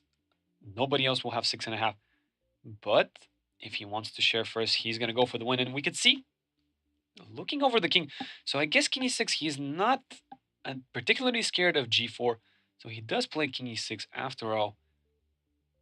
There was also a possibility to just not worry about playing king e6, but just playing g4. But I'm not sure. Maybe king e6. Okay, so if I play g4, if you take once and then you take on e4, wow, then the king will actually defend the pawn. So then white is actually losing. So yeah, g4, don't play g4. Yeah, that's not going to work. So you most likely have to take king takes f5, and now g4 is under wraps, and after king f3, then g4. So what I'm assuming is we're going to see king e3, and only then we're going to see g4, and after hg, we're probably going to reach that position where white is just trying to play king d4, king e3. We let black take so that black is the one to have the opposition. In this position, it is all about the opposition. It's all about key squares. It's all about just triangulations where black forces white to lose a tempo, pull further back, and utilize the weak pawn. So currently there's one weak pawn on g3. On a dark square, this bishop will continuously have to defend it. So we see king to f3 played. Is that not a mistake due to g4, hg, and king can easily dodge away. So that doesn't seem to be a problem whatsoever. After fe4, king e4, the king is perfectly placed. So I don't think we're going to see that. I think we're going to see g4 and take. And afterwards, king will slide away. And then it's all about the tempos. Who's going to sort of move first, give away the tempo? We'll see how this develops. The one thing that Grandmaster Gergely Cantor has to watch out for is his time management. He only has 7 minutes left on the clock. It should be sufficient for this end game. Every move that he makes, he does win 30 seconds on the clock. And in these end games, essentially, if you are winning, then even if you make 2 moves that do not change the character of the position, you tend to still be winning. So you can make 2 quick moves, gain a minute on the clock, and then have more time to be thinking. So in this moment, I don't know what he's thinking about. I believe g4 is the move that you need to play. That's kind of a must. Otherwise, white will take and play g4 themselves. So whoever positions their pawns on light squares here is going to be dominating. So far, we see 3 pawns on light squares on the queen side by Grandmaster Gurgly. So this is a very important moment. You have to play g4. You cannot leave your pawn on the dark square. You want your pawns not to be attacked by the dark square bishop, and in turn have your opponent's pawns placed on dark squares so that your bishop can attack them. So I'm assuming we're going to see g4. There's a little bit of hesitation, but I'm assuming we're going to see g4, and I'll be surprised if we do not see g4 push there. Okay, one more time, a little bit of a hesitation, but there you go. You can see Grandmaster Gurgly's face there, just a little bit twitching. Maybe he's probably unsure how he wins this. To be honest, even if you cannot see the win, you just have to keep playing the moves. So the position kind of plays itself out in the sense that g4 is your first move. And then after hg, king e3, then you start thinking. That's the moment you start thinking. So many of these players, they don't play the obvious move. There we go. Finally, g4 was played a minute later, but finally it was played. Not pawn g5 and spawning another pawn on g4, but just g4, hg4. A big question now. Do you take fd, fg, or hg? But fg, you're not able to play h4. This bishop is covering the h4 pawn square, so you have to most likely take h takes g4. You have to position this pawn on g4 and trade these pawns so your king can eventually go to d5. And the goal that white will have is to maintain their king on d3 and e3. This way, they're always able to anticipate this position happening after fe4, king e4, where the kings are at opposition with each other.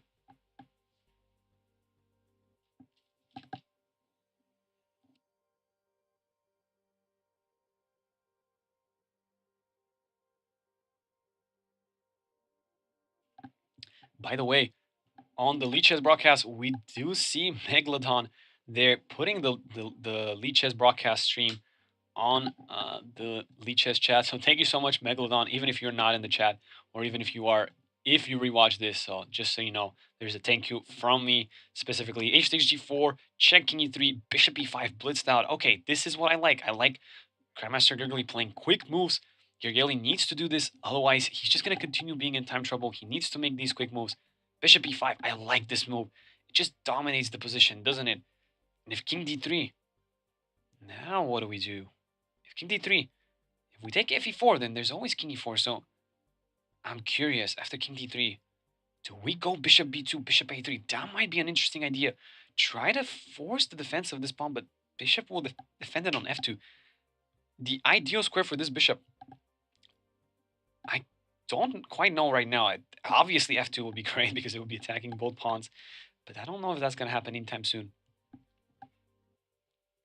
Maybe there's a way in which we slowly but surely manage to force the enemy bishop out of the way. I can already see a line where we play bishop a3, we force this bishop to cover here. Maybe we keep the king on e4 and then bishop e4, but the king will go to f4. So we do have to be careful. We see bishop f2 played out. Okay, that is quite interesting indeed. Bishop f2. Not quite certain what this is all about. Maybe just passing the move. Maybe king d3 and king e3 is equivalent to bishop e1, bishop f2, but I'm not that sure. I mean, bishop c3. Now I guess there's king f4, but no, be careful there. Oh, there's bishop d2, but there's bishop e3 back. So yeah, that maybe is the idea, just to force f e4, king e4.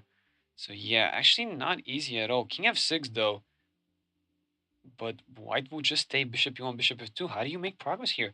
It's going to be a very good question. Maybe the king reroutes all the way to g5. Maybe forces some f4 ideas.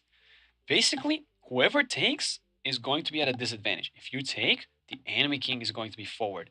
If black takes, then the white king is going to be forward. So this is crucial. You kind of want to make your opponent take the pawn. But once again, 4 minutes on the clock. The clock is ticking away. I'm sure Grandmaster Garagilli wanted to probably have more time to think about this position, but that's not going to be the case. The thing is, ideally you want to move the bishop there to e7, but force b4, and then that's another pawn on the dark square. But maybe the problem is king f4 always happens, so maybe that's why you move your king around to g5. It's quite not easy indeed. He goes bishop f b8, so we can see a potential for bishop a7, where maybe he's trying to force b4. So yes, here if I go bishop e1, bishop a7, but then king f4, fe4, king e4, yeah, then the pawn is hanging. So yeah, maybe king d3. I have to play king d3 and just leave the bishop there. But then I'm slowly running out of moves. So maybe king d4 to assume the king to that square. And if bishop a7, then I can easily play. What can I indeed play after that? Maybe I have to play king d3 and king e5. I'm just in time to play bishop d4. This is all about tempos. This is all about triangulation, how you position your pieces, at what time do you place what piece on what square. Those are going to be the biggest questions. Not quite certain what's going on here. Indeed, it only looks that black is playing for the win, of course, with the g3 pawn being on a dark square. So we'll see how this develops. We'll continue to watch this. So many of the other Lead Chess broadcast games have ended, but this is our top board. Second board still going on, and whoever wins here will be uh, either in second place or tying for first place. So this is quite an important game. Let's see how Grandmaster Blues continues here. I'm assuming King d4 is what we're going to see.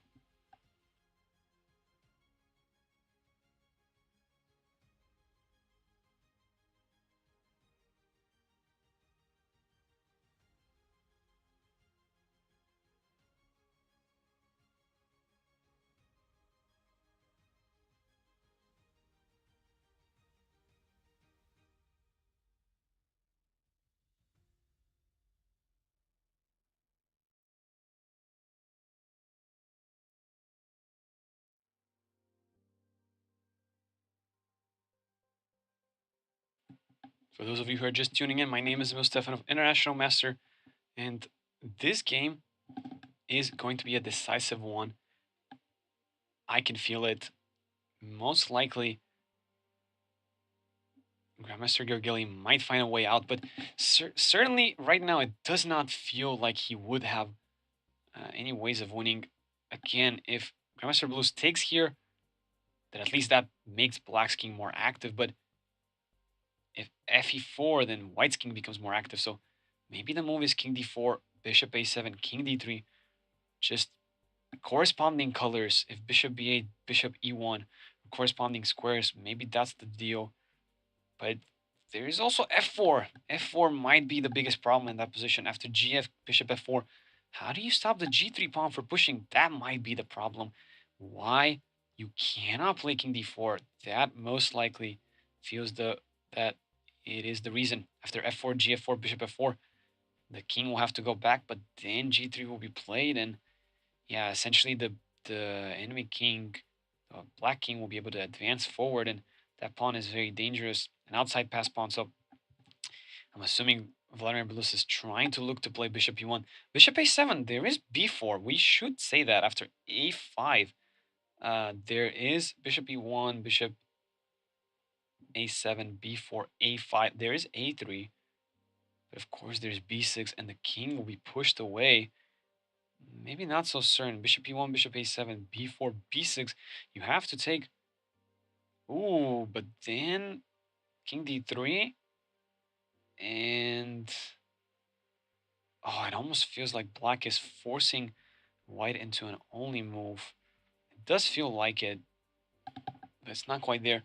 I'm anticipating ef5 might be played only due to the fact that, yeah, you want to not play b4, because if you play b4, that's another pawn on a dark square, and you're weakening the c4 square in the future. That might be the end of it all. So, yeah, I don't know if we really want to play b4 after bishop a7. So, definitely Grandmaster Vladimir Belus is thinking in this position, how does he continue? How is he going to proceed in the most defensive way possible?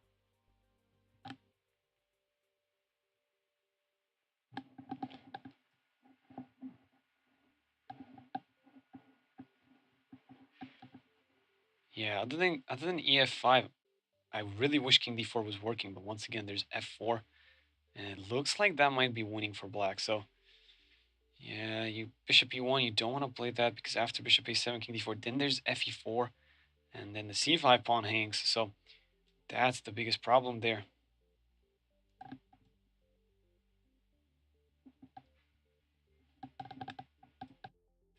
Emil, would you consider for black king e5 as a good idea? Pronoop, answer that in the chat. What's up, Pronoop? King e5, would I consider that as a good idea? That is also another threat. That's a good point. Yeah, bishop e1. The problem is after king e5, there's always bishop c3. So on the previous move, the bishop was on e5. So that's why Vladimir Belouz did not need to move the, did not need to worry about the bishop not being able to go to c3. And I guess king d3, f4 would have been decisive. So I guess that's why he played bishop f2. But now the problem is after bishop b8, bishop e1, bishop a7, b4, king e5, there will be bishop c3. So maybe right now, yes, Pronoop, you are right. King e5 is also a threat, not only bishop a7. And those both threats could be stopped with king d4, but there he goes again, f4. So the only move would be ef5, king f5, but that's not a move you want to play. That does not look good at all. Yes, there will be king d4 and bishop e5, king e3, king d5, king e6, king d5. Wow. Okay, bishop e1 was played. I failed to mention that there is bishop b4, and that might be sufficient actually for white to defend the c5 pawn. That is very important. Yeah, after bishop b8, the bishop will come back. Oh, it's very important. Yeah, bishop a7 is not sufficient. Yeah, just realize that there's bishop b4. No need to play b4. Keep the pawns on light squares. Bishop c7. Oh, but notice what happened. Notice what happened. This is the triangulation I was talking about. Let's go back a few moves. It was this position. And whose move was it? It was black to move. So now, with this triangulation, this is what happened. Bishop e5, bishop f2, bishop e8, bishop e1, bishop c7. Black gave up the move. So now it's white to move. This is why chess is so beautiful. It's a turn-based game. So in some positions, it's better for you if it was your opponent's move. And this is the perfect example of that. If bishop f2, now this idea by Pronoop in the chat, king e5 is going to be possible because there's no bishop c3 check. Wow. And if you play a4, I'm simply going to repeat the same thing. I'm going to play bishop e5. And at some moment, you're just going to run out of pawn moves that make sense. Wow. That is just beautiful. Triangulation as we talked about it. And it's happening right now. Again, if king d3, I think the biggest problem is pawn to f4. That's the problem there. After gf, bishop f4, how do you stop the g pawn? It's a pass pawn. And we can see a4 played. Okay, there's another pawn on the light square. That's good. But just do the same thing. Just play bishop e5, bishop b8, and bishop c7. Just reroute it. Just run it back. That would be so fun. Yeah. Just why not? Your opponent didn't do anything against it. Just bishop f2, bishop b1, and you just return back the move one more time. I am shocked Grandmaster Gergely has not done that already. If it was me, I would have blitzed it out. It seems the most logical. And he's taking his time. The good news is, yeah, he does not have to worry as much because every move he makes, he gets 30 seconds, and it's not like this complex position. It's just about squares. It's just about Okay, so he goes bishop b8. I also like this because if bishop f2, then I go king e5. So in fact, that's even faster. Yeah, that's even faster. That's great. If bishop f2, king e5, and once again, that was eventually could be the problem that king e5 will force e takes f5, king takes f5. Yeah, that's basically the problem. If you go king d3, once again, f4. If you go king d4, same problem. So you would have to eventually take, and yeah, a little bit of a spoiler alert there. Bishop f2 will be played. Once again, we are ahead of the actual game and the time that was played at. So bishop f2, this is the move, and I'm assuming king e5 was played, followed up with e takes f5, king f5, king d4, and trying to survive that position, but then bishop e5, king e3, and yeah, some sort of a zugzwang one more time with bishop c3, no? Basically, the enemy bishop is not able to move. King d3, there's going to be bishop b4. King c4, bishop a5, king d3. Okay, I know there's a lot of arrows, but trust me, I think there's going to be some sort of triangulation in which black proceeds. Yeah, once again, if a5, I'm just going to keep moving my bishop back and forth here and eventually make you move your king or your bishop. And why do you have to keep the bishop here? It's because this pawn is hanging and you don't have a way to move it elsewhere because you lose this pawn. If you move the king f4 And yeah, if you move the king here, you lose the pawn. If you move the bishop here, then king e5 is going to happen. Bishop e5 is good for triangulation. Bishop b8 and bishop c8 are better for passing turns. Yeah, and it turns out that yeah, all you have to do is just pass the turn. It's crazy how simple this position now becomes once we understand that. Yeah, basically this f4 pawn push is the reason why white can't play king d4. It would be the goal to do so, but they can't. So yeah, unfortunately, this is just a simple win now for Grandmaster Gergely. Maybe not a simple one. Okay, maybe there's still lots of game left after EF5, King F5, King D4, but it looks like he's made progress. It looks like he is forcing the opportunity to go with King more active to the 5th rank as opposed to the King being on the 6th rank. What a game, by the way. What a game. And of course, just to back up a little bit, this wouldn't have happened if this very, very, very forcing move rook c5 was played. It's a very critical move. Maybe the move that costs white the game. But of course, black here was way better. Maybe with some g4, h4 plans. But rook c5, trading the rooks, maybe not the go. And rook c1, again, I talked about it. Psychologically, you're losing if you play that move, but you probably need to keep the kings, excuse me, the rooks on the board. Of course, the king will probably sort of start walking up to d5, and there's little you can do, but maybe that was better. Maybe that was the lesser evil. I don't know, but keeping the rooks there was probably better. Just hoping for some rook endgame miracle. But after the rook trade, and we got this position here, and it looks like after this triangulation and passing the move, bishop f2 was played. Where is Grandmaster Gergely? Why is he not on the board? He only has 4 minutes. Did he just walk away? Okay, he's here. I thought he went to use the restroom. You definitely don't want to lose the game on time just because you are not there. Although that does look like something I'll do if I really needed to go to the restroom. I just speed run it. Just speed run going to the restroom, and now just collect yourself and play king e5, and yeah, that should be it. Now you're threatening fe4, so e takes f5 will be forced, and finally that is happening after king f5. Step one of the winning plan has been completed. You have forced your opponent into playing e takes f5, and after king takes f5, which we're going to see in a little bit, then we will probably see bishop e5, and then the next step is to try to figure out how this king will maneuver to d5. That's the way to go about it. Yeah, and we see king d4 just to stop king e5. Otherwise, king e5, king d5 is unstoppable. So yes, indeed, king d4. So now we have a knight's opposition, but chair would win for black. No need to be present. That's right. That's right, Pranav. Yeah, chair is sufficient. Chair presence. Chair aura, indeed. Bishop e5. Yes, that's exactly what I was thinking. And if you go king c4, then king e4. So you only have king d3 or king e3. And it's almost it'll be best if I could just play king d5, jump over. But yeah, that's not how that works, unfortunately.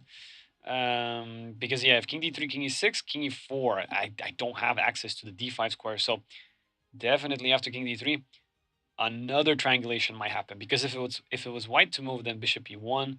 Well, I guess they do move back and forth with the bishop. So yeah, king d3. I can go bishop c3. But what I could do is play bishop b2 and bishop a3. Because again, king c4, I'll go king e4.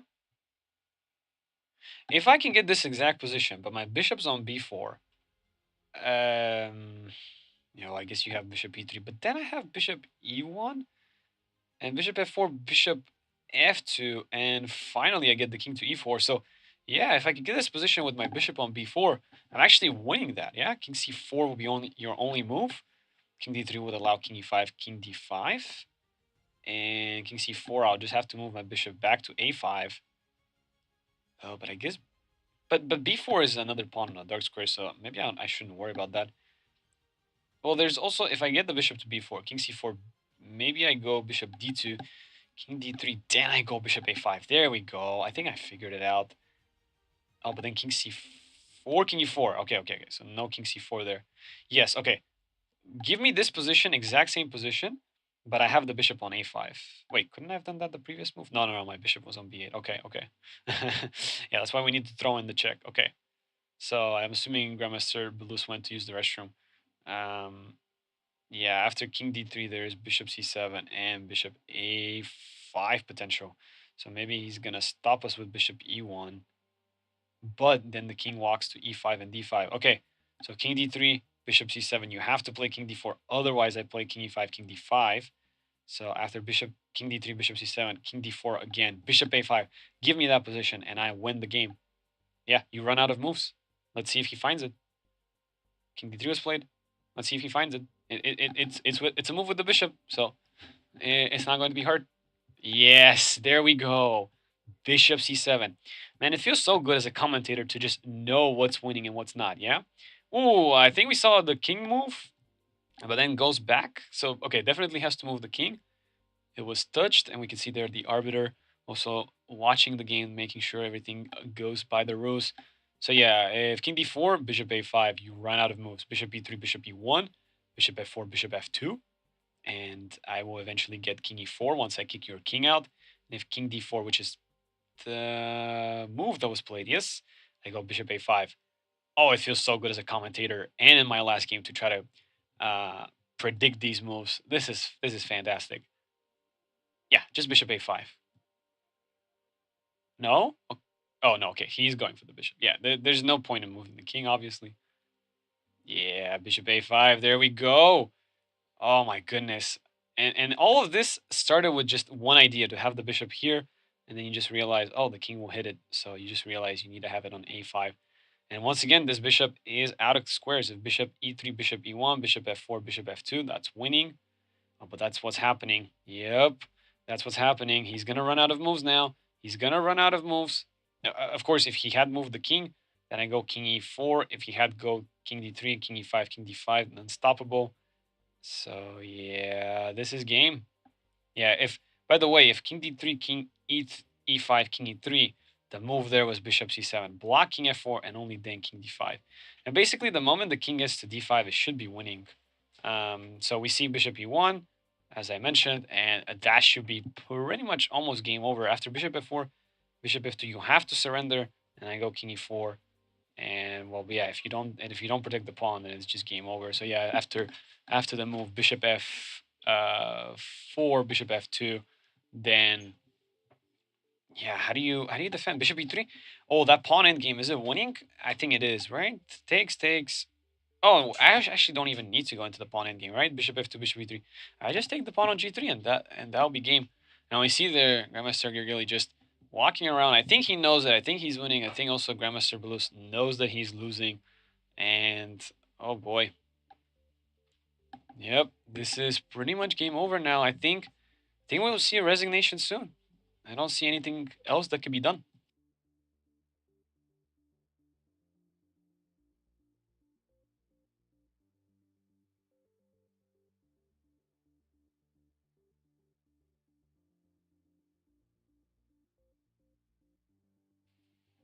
Alrighty, I think Grandmaster Belus is just thinking about the last couple of moves. Maybe that he wants to make bishop f4, bishop f2, and that's just game. King c4, king e4, and the king will just walk around and collect this pawn, and the g pawn will decide the game.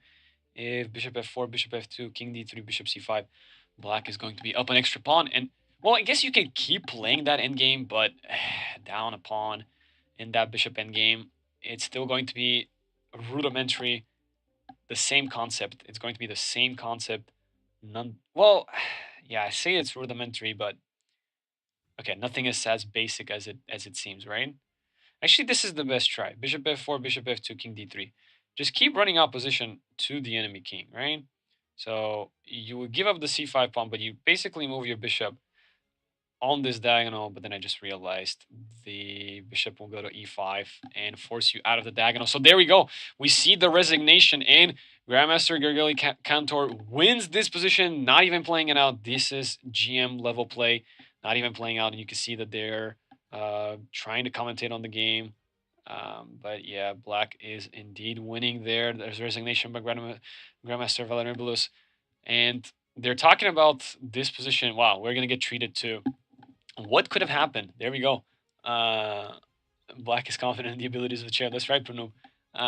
So if king d4, they're talking about instead if king d3 had been played, And no, but there was this position. Yeah, they're probably discussing the all the triangulation that could have happened. But congratulations to Grandmaster Yergely Contour. He wins this game, so he has 7 out of 9, and so does Grandmaster Mahel Boyer. And we can see they're just playing around. Maybe b4 a5 should have been played earlier and just leave the king on d4 and not let the dark square bishop come through the board. Maybe we can show this on our board. Maybe if we just follow them playing these moves, maybe we get to this. Yep. And now let's see what they're talking about. Bishop a5, bishop a1. Maybe they're discussing ways that this king will eventually come here. But don't forget, king e4 will happen. Yeah, that's right. King e5. That's sort of the idea there. And yeah, king e3, king d5, king f4, however. So king e3, bishop d4 check will be important. And of course, bishop c3, bishop c3, king c3. This pawn endgame is winning for black. So yeah, we're going to see this tried out a little more. But yeah, eventually king d5, bishop c7, bishop d4. And I think black is going to get white in Zugzwang. This bishop will reroute to that square. But maybe the king will stop it.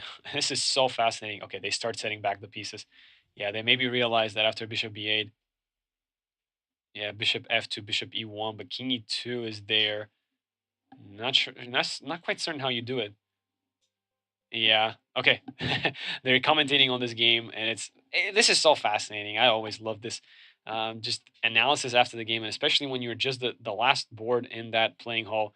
Then that's that. Um, wow, what games have we been treated to today? Absolutely amazing. And you could see the love for the game. They're still talking about it. They're still discussing. They're still thinking, okay, did I had something there? Maybe I had a way to save that game. Maybe there was a way to make a draw. But they're gonna keep talking about it, and yeah, they're just gonna continue discussing all the options that maybe were available. But in the meantime, with all the games in the Lead Chess broadcast done, I will just tell you the results. Zura on board forward managed to win against Kyle Wang, so he does end up the game with 6 points out of 9. Uh, Anish Vivekanand also managed to win, so he ends up with 6 out of 9. Very sad to see my fellow UTD alumni there not being able to win. Craig Hilby, and then we see Ethan Go making a draw versus Fidel Corrales, Grandmaster Fidel Corrales. So congratulations to Ethan Gu for securing an IM norm. Very nice indeed. Grandmaster Luca was able to win his game. Not his best tournament for sure. Um, Most likely he had some games where he would regret not winning. And we have Kevin Zhao with the win against International Master Roman Per. And what an important win that is. What a tournament for him. Amazing. International Master Jakub Fus also winning there his game against Pranav. And we have finally Aziz Degenbaev winning against Canada Master Albert Fang. So, with that being said, thank you so much for tuning into this live stream. And thank you so much to Champion Social Club for organizing this event alongside Chess Refinery. What a great event! Great production. This was the first of many editions of the Texas Grand Circuit. You saw that handshake one more time, showing respect. And congratulations to Grandmaster Gergely Kantor and Michael Boyer for scoring 7 out of 9 in this tournament and sharing first place. What an amazing tournament. Thank you all so much for tuning into this live stream for the last couple of days. What a fantastic tournament. And we just hope to see many more editions of this tournament with some quality, amazing production. Every chess player that I talked to has told me the same thing.